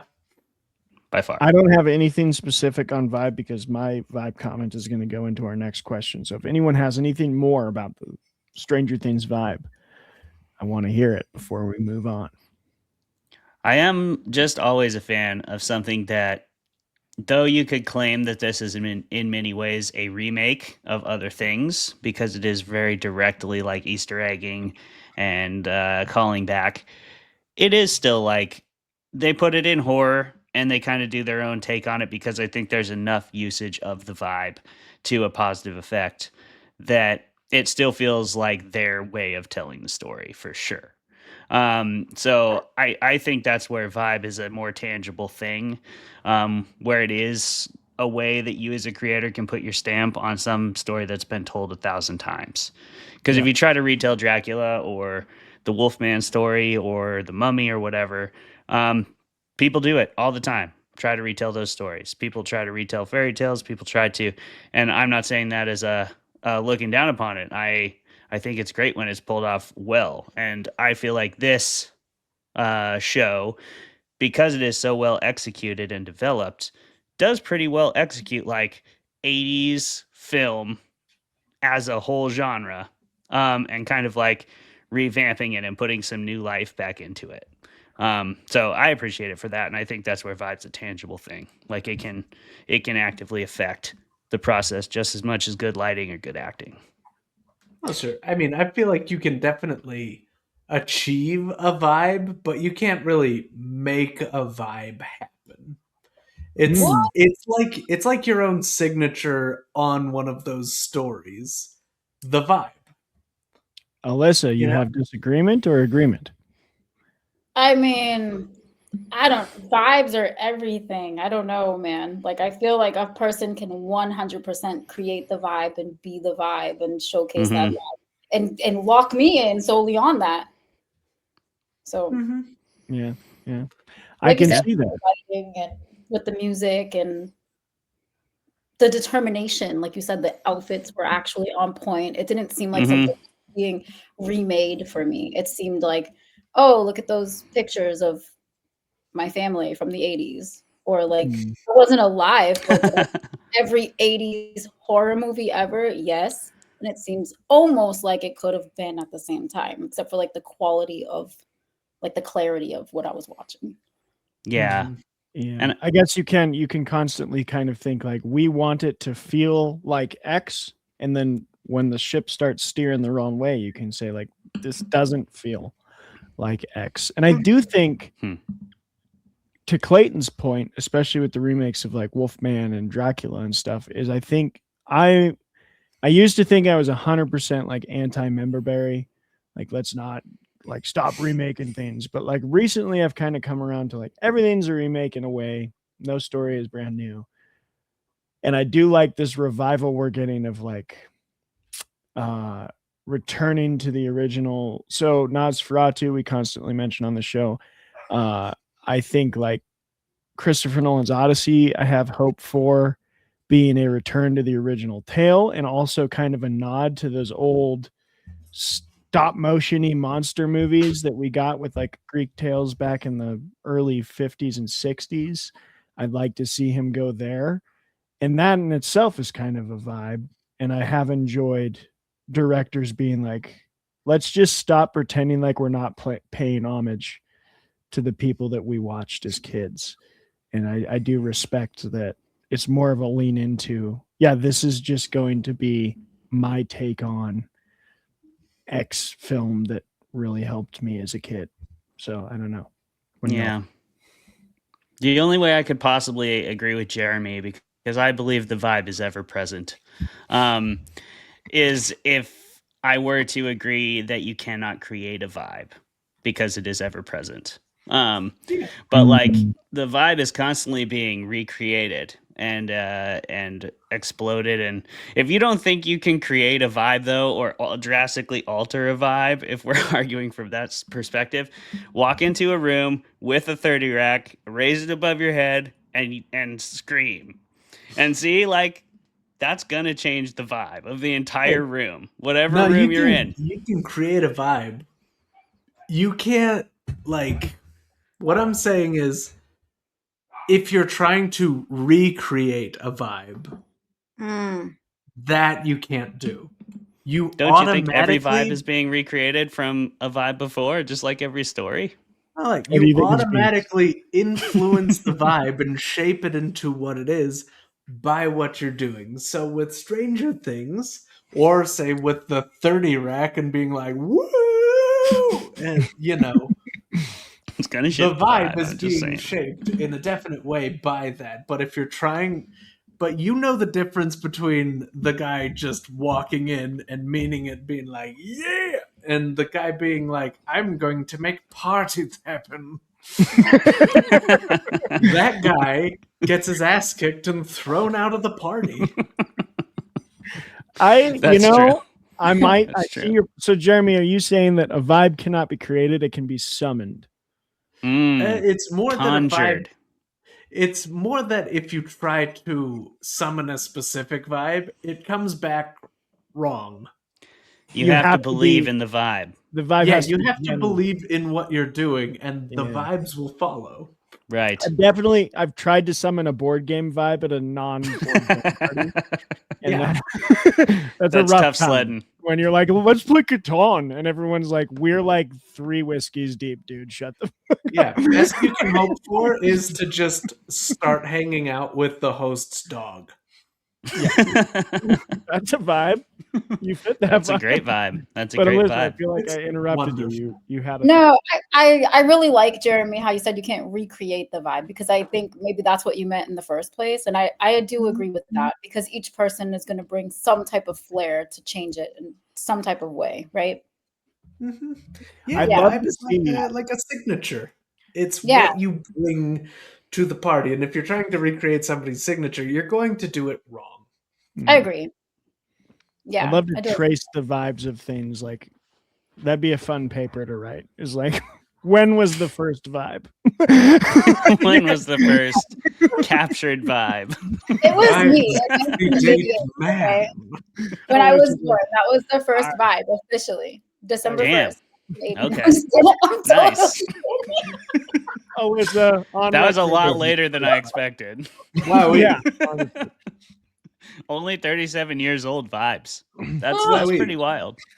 That's Screw Socrates. He wasn't vibing at all. He didn't know about vibes, dude. Yeah, He knows no about vibes. shadows doesn't and shit. vibe at all. Sun Tzu, I know that that's Sun Tzu Pluto. doesn't vibe. Sun Tzu, Lao Tzu, Sun Confucius, Tzu's they can all vibe is claim stabbing it. you, bro. That's in the back. Those You don't want vibes Sun are Tzu. rancid. Alyssa, No. Terrible Alyssa and vibes. Alessi, that's the first vibe. Yeah, first vibe. First vibe. I would never say that. See what happens? Vibe. You Number did though, just now one. live. What am I talking about? That's the power of whiskey right there. It happened. I'm very glad we talked about vibe because of that moment. Probably my favorite vibe from Stranger Things goes into my next question, which is also, if you hear bells ringing in the background, that is my dog because he's bored. He wants to go out, Play with me, Papa. but he'll be fine. Coming of age stories. I think that's like the vibe that keeps bringing me back to this show. Is not even really the 80s nostalgia. It's not even, although I feel like the 80s really did have a lot of good coming of age stories. But that's just always a genre I've gravitated towards. Some of my favorite movies are coming of age stories. I love Boyhood. I love Stand By Me. I love, what's the other one I was thinking of, and it slipped my mind. Yep, it's gone, but it'll come back probably. But I'm wondering if you all agree that this is a genre that really has a lot of impact in our lives as a general audience. What some of your favorites are. So there's 3 questions here. I can always restate them. Do you agree that coming of age stories are kind of a cultural universal that's always going to carry on generation after generation? What are some of your favorite coming of age stories? And why do you think they have such longevity if you do think they do? And we'll start with Alyssa. Yeah, coming of age rocks. My favorite, shit, I can't, can I call it my favorite if I forget the title? Yes. We'll allow it. Describe it, and I might know the title. Okay, Christina Ricci, Rosie O'Donnell, Okay. Love it Somebody already. Love where this is Okay, going. I'm Great sense interested. so like far. these 4 girls, and it's a coming of age. Man, I loved that movie. I forget what it's called now. That's gonna drive me crazy. I think that was the first time I remember having those types of feelings. Like, wow, like we all go through the same type of stuff at this age. Shoot.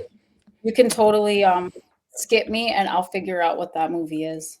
We can come back. I got it. I'll look it up. But why do you think coming of age stories are so impactful? It's called Now and Then. Now and Then, yes. Yeah. Yes. I said You it guys like I've watched. I have not. I had to watch all those like boyhood coming of age. So I recommend you guys watch this. It's really I think we all experience the same shit. Like you guys grew up where? In Montana, you said? And I grew up in Massachusetts, and I'm sure we had so many similarities, right? At that, what is that? That like right around the time we were about to hit puberty.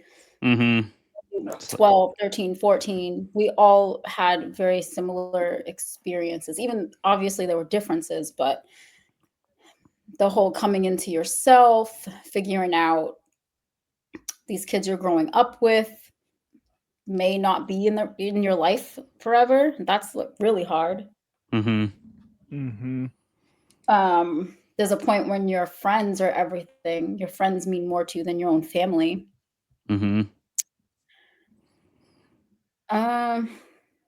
I mean, that's pretty much it. I mean, your feelings, for me, my feelings were the most intense at that time too. When you had a crush on someone, it was not a crush. Like you were gonna marry them. Like you were, that was it. The love It of was your your first love. Love of your life. Yeah, butterflies and all of that. I mean, I love my husband. I'm not saying I don't have butterflies, but you know what I mean. It's just a different feeling. Everything's just so intensified. Yeah. And I think that's a big part of it. Clay? I think that's pretty much the key of it for me too, honestly. It is Alyssa already said that half of it, the personal half of it well. So if I can add to it, I would say I think it also creates an echo effect because I think it sort of leapfrogs, right? Like if you are the target demographic of a thing like Stranger Things that hits and you can talk to it with kids, you can talk to it with your parents. So it can become, if you have your parents and everything, you can become a bonding moment there. And you can talk to older people about it. You can talk to all kinds of different people about it. Those kind of things like Star Wars, like this, they leapfrog generations because our parents watched the 80s shit when they were teenagers. So then they made sure we watched the 80s shit, which is why Stranger Things works on us. And now it's doing that to the next generation, right? Like, I think that sort of like universal relatability is extremely transferable from an artistic standpoint and an enjoyment standpoint to a wide variety of people. Because, like Alyssa's saying, like we can grow up in completely different places, parts of the world, under completely different circumstances. But at the end of the day, like if you're a prepubescent kid, you're experiencing something similar to a lot of other prepubescent kids around the world. And your circumstances become sort of like, I think, increasingly relative to other kids because like, or objective to other kids. I mean, because regardless of what your circumstances is, you're having those same emotional experiences to it in a lot of ways. Like your first love, like we're all pretty much feeling that vibe as a hive mind. You know, like we're all kind of, when we experience that, we all kind of can nod our heads to at least parts of it and be like, oh yeah, yep, I know exactly what you mean. And so those stories are really easy to tell to people. Then all you have to do is put a really interesting setting and a great score and good cinematography, and you got yourself a good show. Yeah. Jeremy? And I think, I mean, for me personally, coming of age stories always rip, mostly because of the well, there was a time. Good God, there was a time in my life, which continues to now, where like authority figures, especially adult authority figures, were not worth trusting with shit. So it was up to the kids to like solve the problems of like, you know, just the day to day of interacting with peers and whatever's going on in your life. Authority figures and adults, you know, they're not helpful with that. So for me, that's what always brings me back to that. And like, I don't know, if I was to pick a favorite coming of age story, I'd go Gravity Falls. It's yeah. That's Yeah, I some want good to. stuff right there. I want to circle back to that with you, Clay, because I don't know if I heard your favorite. Alyssa's was the Christina did Ricci one, which now I'm already forgetting the name of, and I Now just said, yeah, that. Jeremy's was Gravity Falls. What's yours, Clay? Talk about mine. I'll be completely honest. The one that jumped into my head, and maybe this isn't a coming of age story, but the first movie that popped in my head, I'm going with my heart, is Balto. Okay. Do we consider? Okay. Yeah, Balto, the dog story. So he has to go find the medicine or whatever. And he like wants to be a sled dog, but he's not. But then he goes and he's not a good sled dog. He's not a fast racer, right? And then he goes and finds the medicine and brings it back and becomes a hero. I feel like it's coming of age story. It's like, I think that works. yeah. If we argue that he grows up by the end, then yeah. Coming of age. I think so. He's a dog, so that's like 3 years over the course of that couple That's months. a lot. He's an animated talking dog, so you know it's not like it's like, yeah. I think that counts for sure. He meets a fox spirit and shit. Yeah, he definitely grows up. I think. Yeah, you can't grow up if you can't not grow up by meeting a fox spirit. So right, exactly. I'm sure there's other ones out there that there are certainly other ones out there that I'm neglecting that I probably like more on a lot of levels, but maybe the one that was influential enough to me that it jumped out right here live on the stream is Balto. So let's go with that. All Balto all day, man. Coming up all Balto. I think I am I think I love this genre the most for all the reasons you have all stated, but also I think people take for granted that it's easy. I don't think it's an easy thing to pull off. And I think when we see it be disingenuous, I'm looking at you, Amazon, with the 1,000 YA novel adaptations you've tried just thrown out there like, oh, teenagers love this, and they're terrible. Like, I think we all feel like that's not what it was like. And I think it's a hard thing when it's such a universal truth that speaks to like teenage experience that we've shared to get it right. Because if there's even a little bit of it that's not right, you're like, oh, nope, I'm done with this. So I think it's a hard genre to pull off. And so when it's done really well, I'm a huge, huge fan. And I keep coming back to it. I think my favorite, I've already mentioned, is Boyhood. Just because like Richard Linklater is one of my favorite directors, and he's such a master at capturing the mundane that like this was such a good genre for him, because it's like his Boyhood's about nothing. It's about nothing. It's about just a kid living life, and he has kind of a dramatic household, but not really. Like his parents are divorced, but they're nice and they're not fighting all the time. And they like the dramas are small, and no one's better at that, I think, than Richard Linklater. So that movie is just like, if you want to know what it's like to be a teenage boy, he got you as close as a creative can, in my opinion. Outside of novels, there's a couple novels that really, really hit me hard. Petey, back in the day, if you haven't read that book, bawled my eyes out. There's a couple others, but I remember Petey hitting me really hard. But yeah, I think it's a genre that really can speak to those universals, as Alyssa, Clay, and Jeremy have said. So definitely why I wanted to ask that question. And my last question, well, no, I have one more after this, but second to last question before my pretentious question of the week is teenage realism. So you've written a middle grade book, Alyssa. I'm very curious to hear about, there's this level of adult realism for characters being written and a level of teenage realism. I do think they blend in a lot of areas. Like we feel the same things as kids as we do adults sometimes, but also, like you said, sometimes bigger, sometimes more dramatic. And I think that's got to be a hard thing to pull off, of like, how do you make an audience feel like this is an actual teen if your character is a teen? How do you go into that? Especially, I think a challenge people maybe underestimate is with the ever-changing teenage vernacular. Because I've thought about that a lot, of like, if I tried to write a teenage character in a book right now, I'd have to do some real research into what do they actually talk like, because I don't know it. You know, I hear my middle schoolers say terms, and I'm like, what does that mean?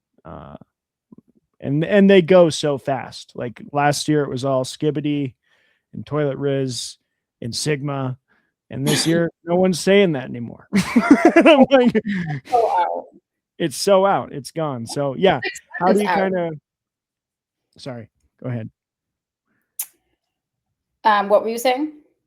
Well, how do you kind of get into that mindset of like that universal teenage experience, but also, I don't know if you did this in your book, but if you, to keep it for a modern audience, what do you think the challenge is that as a writer?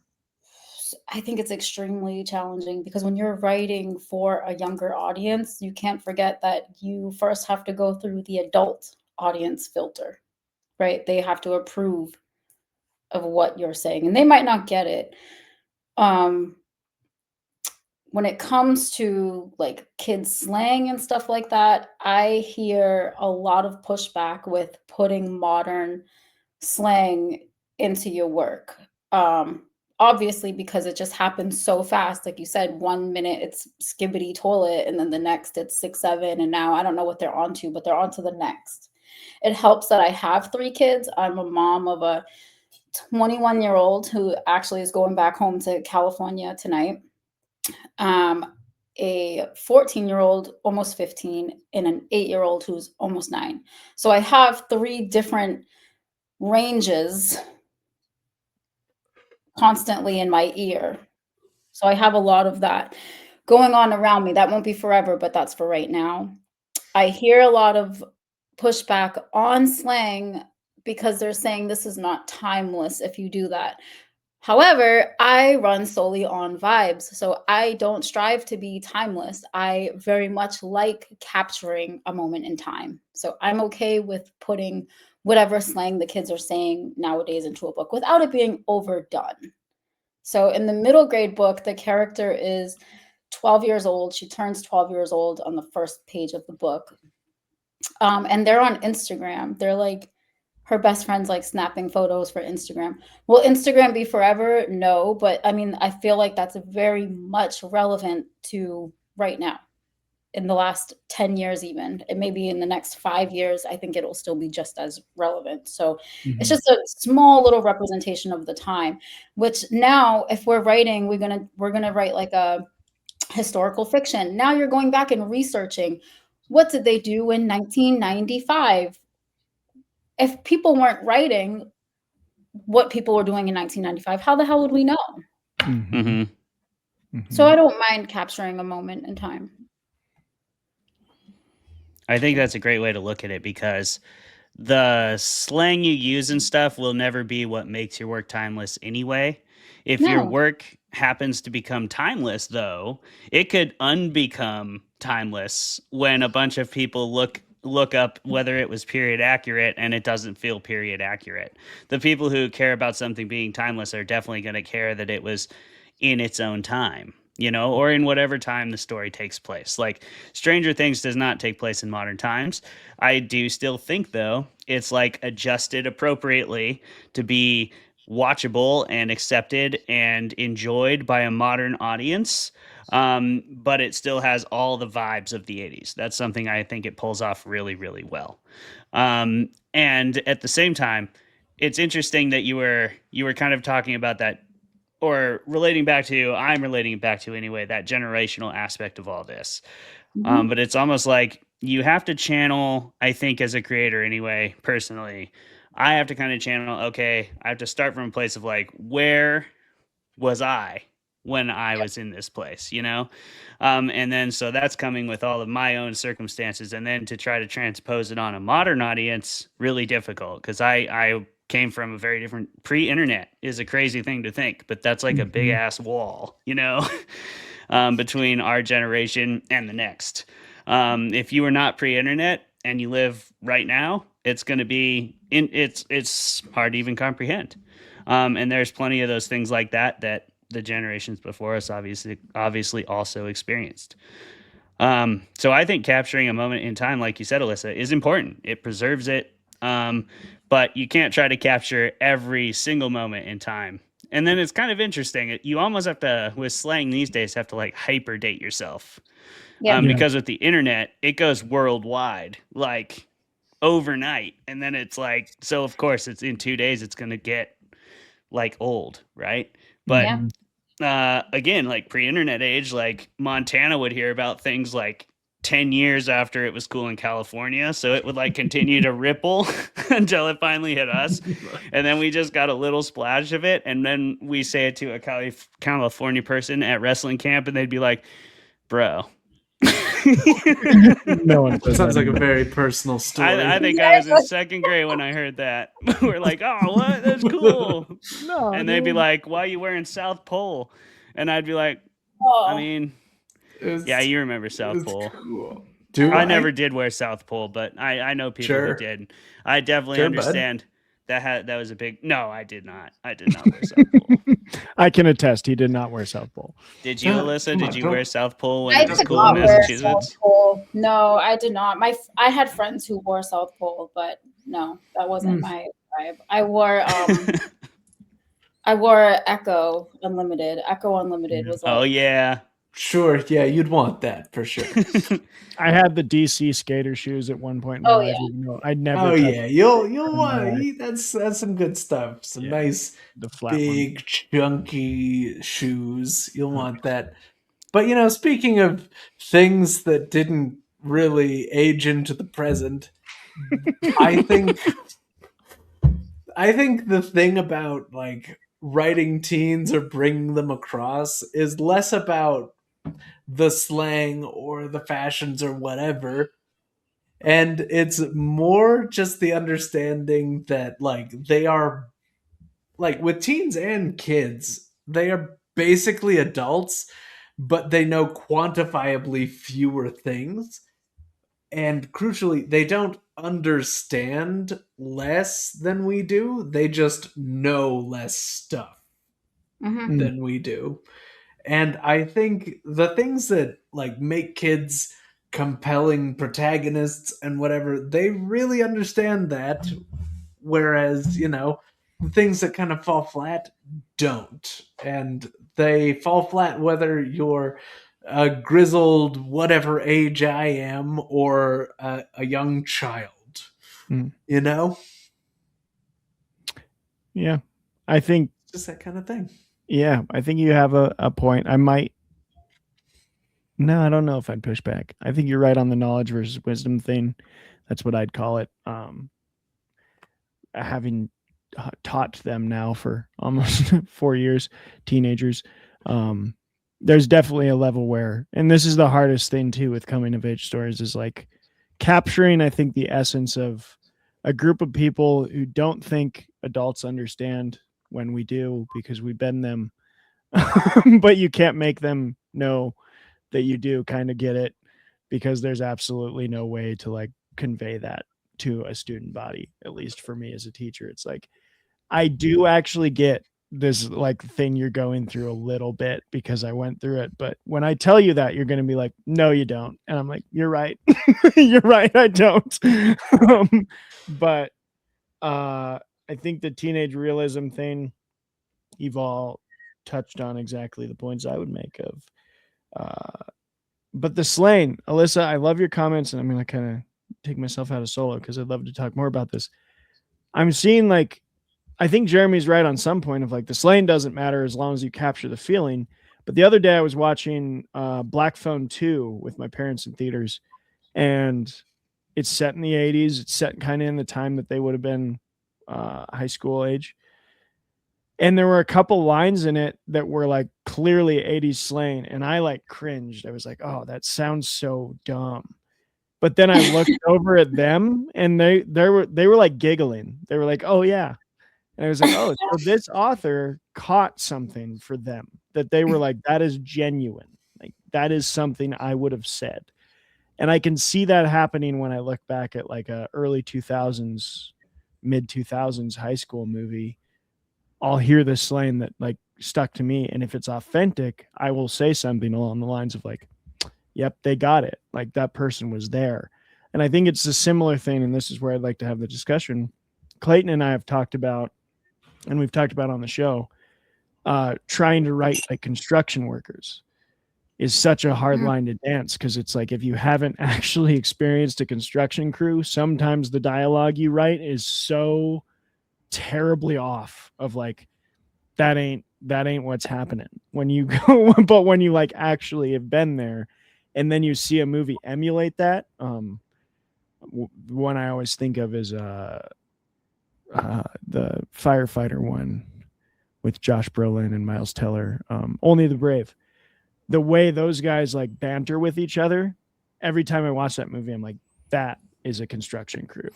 And I think it's a similar thing that happens with teenage movies, is like when you feel it and it's right, you feel it. But I don't know. What do y'all think? I do just have to categorically disagree with Jeremy, because teenagers are certainly different people than adults, in the same way that like you are a different form of human, like in the same way that knowledge that we have, maybe like we know more things or whatever. It's why Travis's statement of like, you know what it sort of felt like to go through that, but you're definitely not experiencing it from their shoes. You truly do not understand.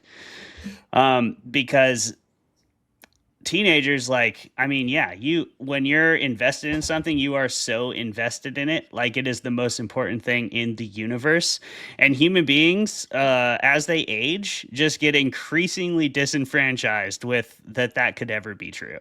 Like we just like, I really do believe we just continue to sort of like experience defeats and experience shame and experience loss and experience grief and experience all these things, that it sort of like takes away that spark that we had as kids in a lot of ways. And it takes it kind of out of every aspect of your life.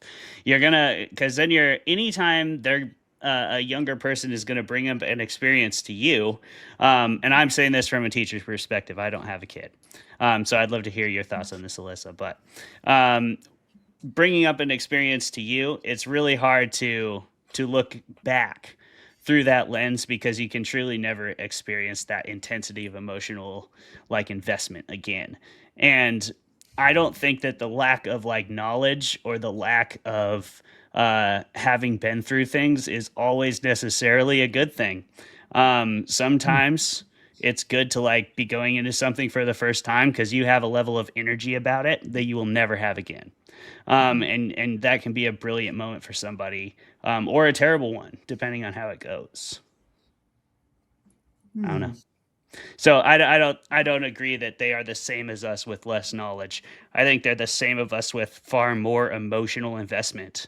And some of that comes as a byproduct of having less knowledge, but it doesn't necessarily make it a defect. Yeah. I think each thing intensifies because they just have less to focus on or worry about That's good. On their day to day. I mean, they're not thinking about bills that have to be paid. They're not thinking about deadlines. They're not thinking about dinner. They're not thinking about any of that shit. They're not thinking about what's on the calendar, what's scheduled.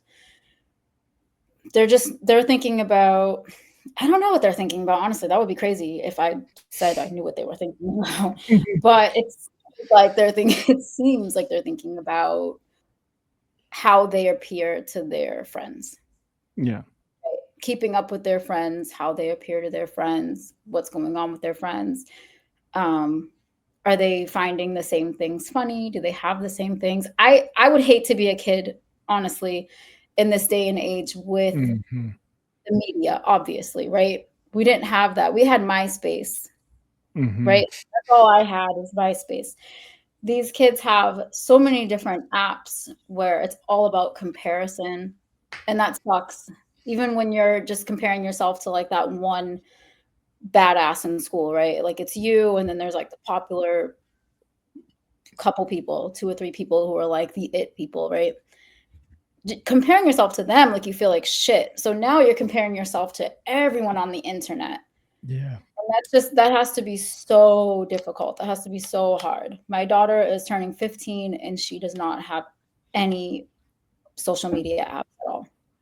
And I realize that does ostracize her a bit, right, from her peers. Now she's other, she's different because she's not on Snapchat, she's not on TikTok, she's not on Instagram. But for me as a parent, I have to weigh the pros and cons and sit back and think, what's gonna negatively affect her more, being ostracized in this small way, or the constant shit in your face every single day, comparing yourself on all these different apps and everything else that comes with that. So, I mean, am I right? Who knows? Like every single day in parenting is like, oh man, I hope I'm doing the right thing. I don't know. But I think you speak to a really good point. And like, I work in a school that's a very like private religious school. So a lot of the kids don't have phones even, but especially don't have social media. And I have the flip phone. And I came to school with the flip phone, and all like 3 of my students were like, "We have the same phone." Artifacts. Can I see that? Yeah. Yeah, just look at that. Oh boy. But yeah, like I a had razor I had even. two- Oh my god. 2 students that were like, "We have the same phone, Mr. Vermolm." I was like, "Cool." Oh boy. But I think, oh man, I had a good point off of that. But speaking of coming of age movies, like Bo Burnham made 8th Grade, which I haven't watched. I've heard it's fantastic. But he has a lot, if anyone wants to go out and watch interviews from him about exactly that thing, Alyssa, of like, he calls it every child has like world mirror in their pocket that they're checking themselves against every day. And the way, what that's doing to our psyche is really crazy. And I think, again, to the writing perspective, like trying to capture that in a story, I feel like would be so difficult. And so I think there's a stigma against middle grade writers and even younger, where it's like, oh yeah, that's just middle grade. And it's like the difficulty they have at approaching those characters is so astronomical that I can't even fathom trying to write a teenager and trying to write a story for teenagers, as opposed to just like going down the avenue of writing adult literature, because I am one. And so I'm writing for myself more than I am writing for my younger self in the modern day. Like that just seems way different. They don't let you swear too much in either, which is total bullshit. Because like in Stranger Things, they were swearing. Like yeah. The most I don't know a time I've sweared more than in middle school. So I swore more in middle school than 100%. I said fuck so much. You say the words and they feel like powerful for the first time. Now I like avoid it as much as I can. I think I said it once on this episode, but I'm like, yeah, this doesn't sting as much, you know. Dustin was really hitting with those like son of a bitch with his little list. It was adorable, but it was accurate. Like they were swearing, right? I was definitely swearing. Oh yeah, for sure. As soon as you find out about swearing, you're swearing. Oh yeah. And I used to like go over to a friend's house and watch South Park because I wasn't allowed to watch South Park, but I watch it, and I always love South Park for that reason. Just let it fly. You're learning so many things. Okay, that's like the worst, though. That's like the worst. I mean, I would push back on that pretty hard, but I understand what you're saying from a vulgarity standpoint, for sure. Did it get like any worse than South Park as a kid? You know, I like think it's Family Guy. Family Guy. It has the same level of vulgarity, but without the same level of artistic merit, for sure. I do firmly believe that South Park made me smarter, but it made me challenge things and think about the world in a different way. So I credit South Park with a lot of that, but the vulgarity's off the chain. So yeah, I think I can't believe Adult Swim ran on the same channel as Cartoon Network. Yeah. So like if you stayed up long enough and let your parent deceived your parents long enough, there was like a time when innocent I mean, little it was their Cartoon move. Network- It was brilliant. Yeah, innocent It little is Cartoon great, Network man. became this like terrible cesspool. Yes. Of just the weirdest, darkest shit conceivable. Yeah, it was definitely the upside down of Cartoon Network. It was. Oh yeah. You know, They did that intentionally. It was Nick at Night was not coming with the same smoke. no, they tried, but it wasn't. Just Yeah. absolutely not the same thing. Absolutely not. No. Nick at Night turned into like the Fresh Prince of Bel-Air. Yeah, it was basically just that. It was. Yeah. Jeremy, before I ask my pretentious question of the week, do you want a chance to defend yourself against Clayton's outright condemnation of your weight? Hey, I'll defend myself by saying it sounds like he kind of just agrees with me. The lack of knowledge is kind of what gives you the enthusiasm and the energy of youth, gives you just this perfect confluence of things to sort of like be how you were in that era. But like, and of course, I will obviously preface my statements by saying, like, I am a very neurodivergent person, and the people who presumed to be going through the exact same things as me actually weren't. So, like, you know, it's just that kind of thing. So for me, the difference between adulthood and childhood is people talking down to you because you're not tall enough and don't have a beard. So I don't know. Maybe everything's made up. It's hard to say. It's all made up. It's all made up. It's all made up for sure. Yeah, it is. Not to be weird, but like I usually do end up at some point in the night talking about how it all like kind of just brings us back to like early humans, right? So I feel like as an adolescent, we're just very basic, very early human. Like I need acceptance. Where is my tribe? Where are my people that I can band with for survival, right? So those are like your friends, the coming of age. These people, I have their back, they have my back. This is my core group, right? Oh, I need a mate. Like we got to keep this thing going. Like who's your mate? And then like food and shelter, right? Like those are like the only things. Whose house are we going to take over? Right? Yep. Hanging out. Who's bringing the drugs because that was the food at the time? Yeah. And who is your mate and who are your friends? Like I feel like it was very basic human, and those were the only things that mattered to me anyway. I'm talking about like teenage, you know, 14 through 18, 19. Those were the only things that really mattered. None of this outer layer stuff was I think important. you're right too. Of like, I feel like teenage life is a lot about achievement. Like I've come to this after like this consisted through college because it was like I need to get to the degree.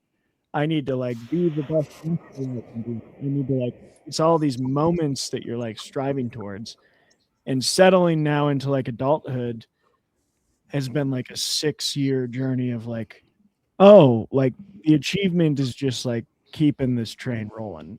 Yep.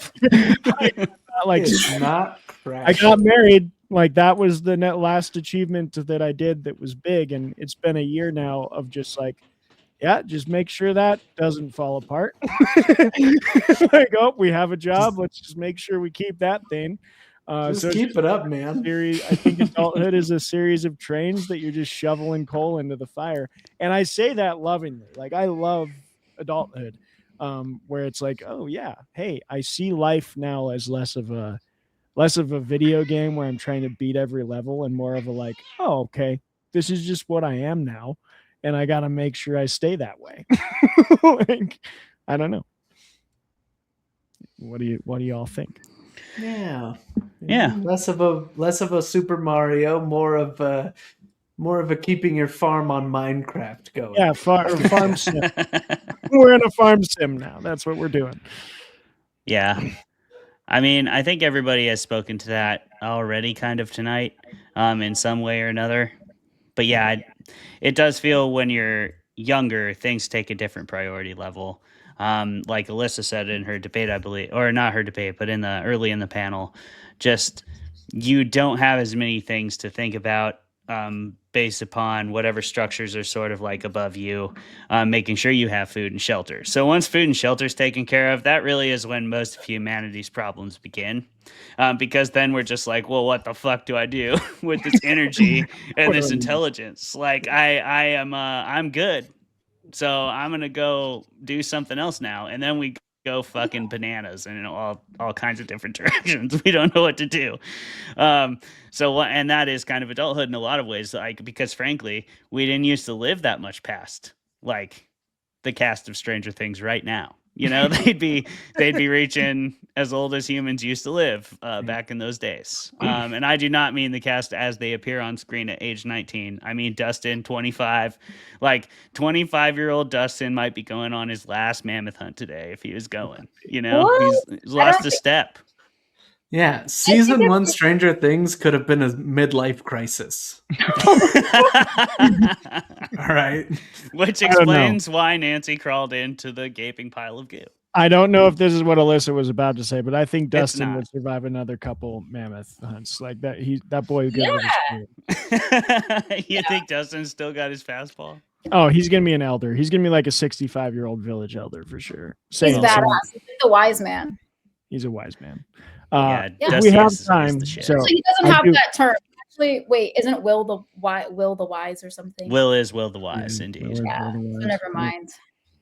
I do think I have one more pretentious question. Hopefully it'll be fast because I know we're coming up on time. But speed round. Pretentious question of the week is not that pretentious this week, I don't think. But it does have to do with canon, which is kind of a pretentious topic that many disagree on. But I do think there is a teenage literature, teenage stories are definitely a different type of canon because it shifts ever more as we change kind of the way we read things. I recently finished Count of Monte Cristo, and the introduction is the author is like, I was talking to a Russian filmmaker, telling the Russian filmmaker that I was translating the Count of Monte Cristo, and her response was, "Oh, lovely, a children's novel." And it's like, not a children's novel, definitely not. Very hard book, but maybe back then, maybe to that incredibly intelligent Russian filmmaker it was. So I think it's always a shifting thing of like what is in the canon of young adult literature, and what do we consider maybe from our time will be the greats when we think of books to introduce to grandchildren or great grandchildren or things that will be read to a younger audience in the future as we continue forward. Alyssa, we'll start with you, but yeah, I'm just curious about that. Yeah, I don't have this like super academic take on this, to be honest. Like when people say like, I'm here for a good time, not a long time, I feel like that when it comes to writing a lot of times. Like I want to be entertained, I want to have fun, and I want reading to be fun. I don't always want to sit there and learn something. And I don't think my kids do either. In my house, R.L. Stein will live on forever. So yeah, I mean, do we have some classics? Hell yeah. I definitely do. There's some Jane Austen on the shelf. There's definitely some Bronte on my shelf, but R.L. Stein's like it because it covers middle grade and YA, because there's also Fear Street. And for me, obviously, horror sparks the most feeling, the most emotion. It kind of covers so many bases for me. So yeah, it's King R.L. Stein. I think to your point, I can see, maybe not to your point, but like I think to the point of the question is I can see R.L. Stein being like a Penguin classic far enough in the future. Because like you can't deny the effect that Stein's had on like the literature world. Like I read him. I have so many friends that read them. And at the time when we were reading them, they were like modern.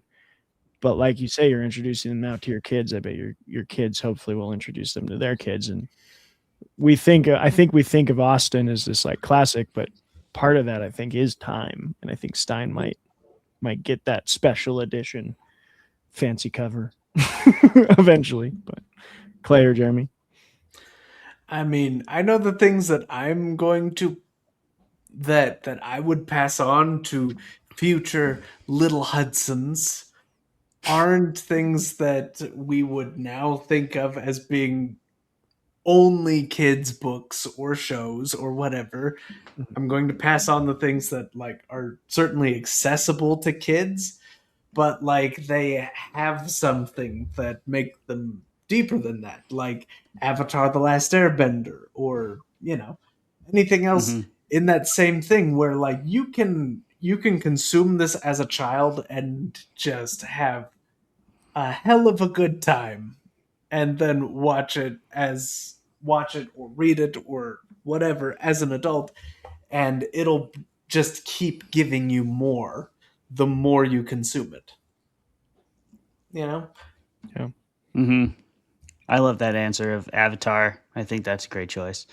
If we were going to pick books exclusively, I would say I hope that A Series of Unfortunate Events survives to the next generation. I don't know that it will, but I remember having a really good time reading old Lemony Snicket. And that was kind of a nice intro to horror for me as a kid, because it was dark and it was an introduction to true stakes in a story. And I'm still a sucker to those for those to this day, like really believable, relatable stakes that are also extreme. But Lemony Snicket didn't mess around. I mean, he killed everybody. So it was kind of like, man, you had to learn to let go of characters as you read, and that probably had a big influence on me, because I still value that in a story when you truly do have to do that. Something about Stranger Things. I hate that Hopper's still alive. I hate it so much. Come on. Like, you get to tear jerk me at the end and then you're gonna bring him back. That's some fucking soap opera shit, and I'm not here for it. I still have enjoyed season 4, but I wasn't happy with that development. If Jon Snow could come back, Hopper can. That's actually pretty different to me, because there was established in-world lore that you could revive someone and she was there, and like Jon Snow, I agree. I think Jon Snow should have died as well. But him coming back makes it. Hopper, he just dove away, but they literally showed us people just getting actually disintegrated. And that grating floor that he was on, that he held on to during a nuclear explosion. As someone who has held on to things, it just ain't happening. So he's either fallen to his death or he's getting turned into gelatin like those other people. Not for you, but for Hopper, he's making it. Yeah. Hopper's just like, what ifs? And he just like army rolls out of it. Like, I know he's a veteran and everything, but like still energy, man. I just don't. Maybe that's it. I don't have main character energy. I would have just been one of those Russian scientists. I would have just wandered in and got obliterated, and everybody forgets I existed. You know who would have survived? Alyssa would have survived because she's the whole vibe. So she's the initial vibe. I did put it in the ticker. Vibe 1, yeah. Vibe 1. I'm gonna say the Redwall series and keep it brief. The Redwall series is great. I would also say Scooby Doo will echo through the ages. Oh yeah, probably. Yeah. The kids hate Scooby Doo. They hate Scooby Doo. Scandal. I know. But it's upsetting. It's upsetting as hell. Why do they hate it? I don't know. My youngest is like, she just won't. She won't do it. And me, my sister, and I. Oh man, we love Scooby Doo. I had an 8th grader say to me the other day, to my face, that the worst Spider-Man was Tobey Maguire's Spider-Man, and I was like, get out, get out. It's time to pump your brakes, right? What did you just say? Yeah, it was bad. That's not true. No, it was real That's bad. A great Spider-Man. I'm not going to go into my thoughts there, but I wanted. He's an all right. Attention is what I wanted to give. It was bad. Tobey Maguire Spider-Man is goated. So that's all I got for questions. We got to rank this thing. We do. And our arbitrary ranking system is exactly that: arbitrary, stupid, completely bonkers. It's how many drinks does it take to fully enjoy Stranger Things season 1? Let's start with you, Jeremy. Give us your ranking. What do you think? Depending on how strong the vibe carries for you, I'm gonna say 2 to 5 per episode. Just because, maybe you need help not being distracted by what exactly Eleven's powers should be capable of before she starts bleeding. I don't know. Maybe This you is what just- Jeremy was talking about just watching it completely differently. Yeah. Just watch it completely different. I don't know, man. I did not see it Like from that perspective. maybe you just have enough to ride the vibe and you'll be okay. You won't wonder to yourself like, hey, why did she just crawl into a throbbing wet hole? The way That's you say fine. that is very intentional. I think he's trying to Yeah. force that one onto a t-shirt a little bit. It's not going to happen. I'm not bud. trying to do It anything. didn't That's bite. what the hole was the whole time. Throbbing and It wet. throbbed and it was wet. Okay. It's true. And I think we all need to confront that. It also glowed. It did glow a bit. Glowing. A glowing, throbbing, wet hole. Yeah. Well, there you go. Just stick with that wording. Let it 2 drinks per come into episode. your self. 2 drinks per episode is the answer. Is that right? 2 to 5. Okay, 2 to 5. 5, depending on your vibe. Okay, So depending on that's the vibe. 16 to 40. That's a big Yeah. difference. All right. That's a The pretty nice episodes- spectrum you've yeah. created. 16 to 40. 2 per I episode is want reasonable. to be accommodating, Mhm. Fair enough. Clay? I think you can go in 2 directions. If you prefer to drink, then 1 to 3 is what I would say per episode. I think 1 can definitely do it for some episodes, depending on what you like, and you might need 2 or 3 on certain episodes. So you should have some variance there. But you should never be doing. I can't imagine drinking 5 beers in an episode of Stranger Things. It's like 40-minute episodes. That's bananas. Yeah. You'd have to just be slugging it. And there's maybe only 1 episode I can think of where I'd want that many. Accommodate yourself if you need to in those circumstances. The lifeguard episode, I could have slugged so many of them. But, I would have took probably an episode or 2 off after that. Okay. So yeah, I would just say 1 to 3, and then if you don't prefer to drink and you want to really enjoy the show, I think just like a gram of mushrooms per 2 episodes would be a good way to go. That's not enough to make you like trip balls. That's just enough to make you fuzzy. And this show would be really fun if you were fuzzy. Yes. I'm going to say I don't even have to be front and center. Mine's quick. Drink when Hopper does. Boom. Done. Or when Hopper seems drunk. Drink. That's the Okay. show. That's it. That's my actually kind of fun because you'll start really fast and then you'll kind of coast down. Yeah. And he drinks less and less as he's killing people more often. Exactly. Yep. Yeah. Yep. So yeah, there's my own ranking. Alyssa?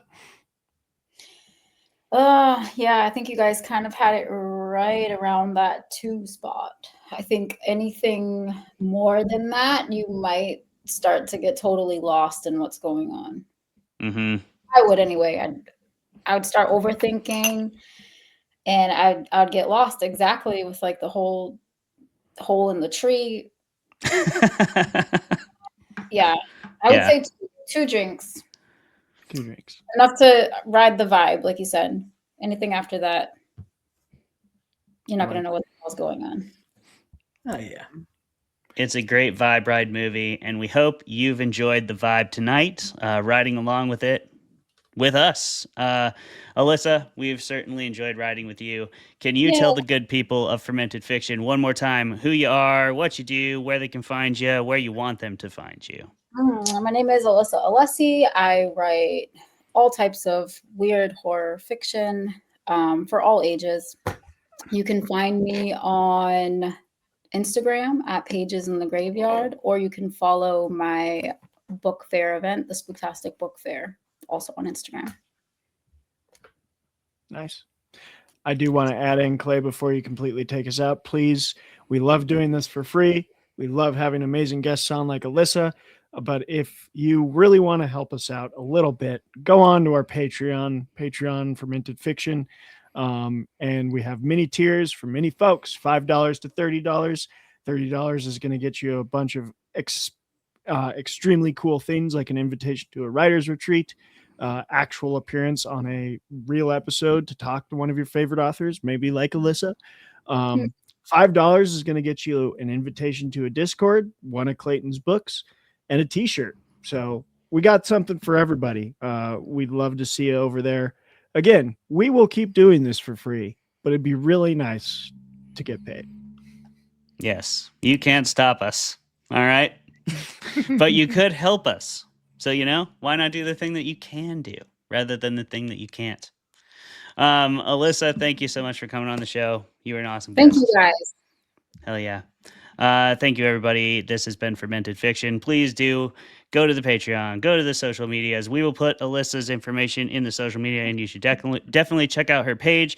She very regularly does book recommendations and things like that, and has an awesome event that you can go to if you happen to be in the northeast part of the country. We'll see you next time, next week. Thank you for being here. Goodbye.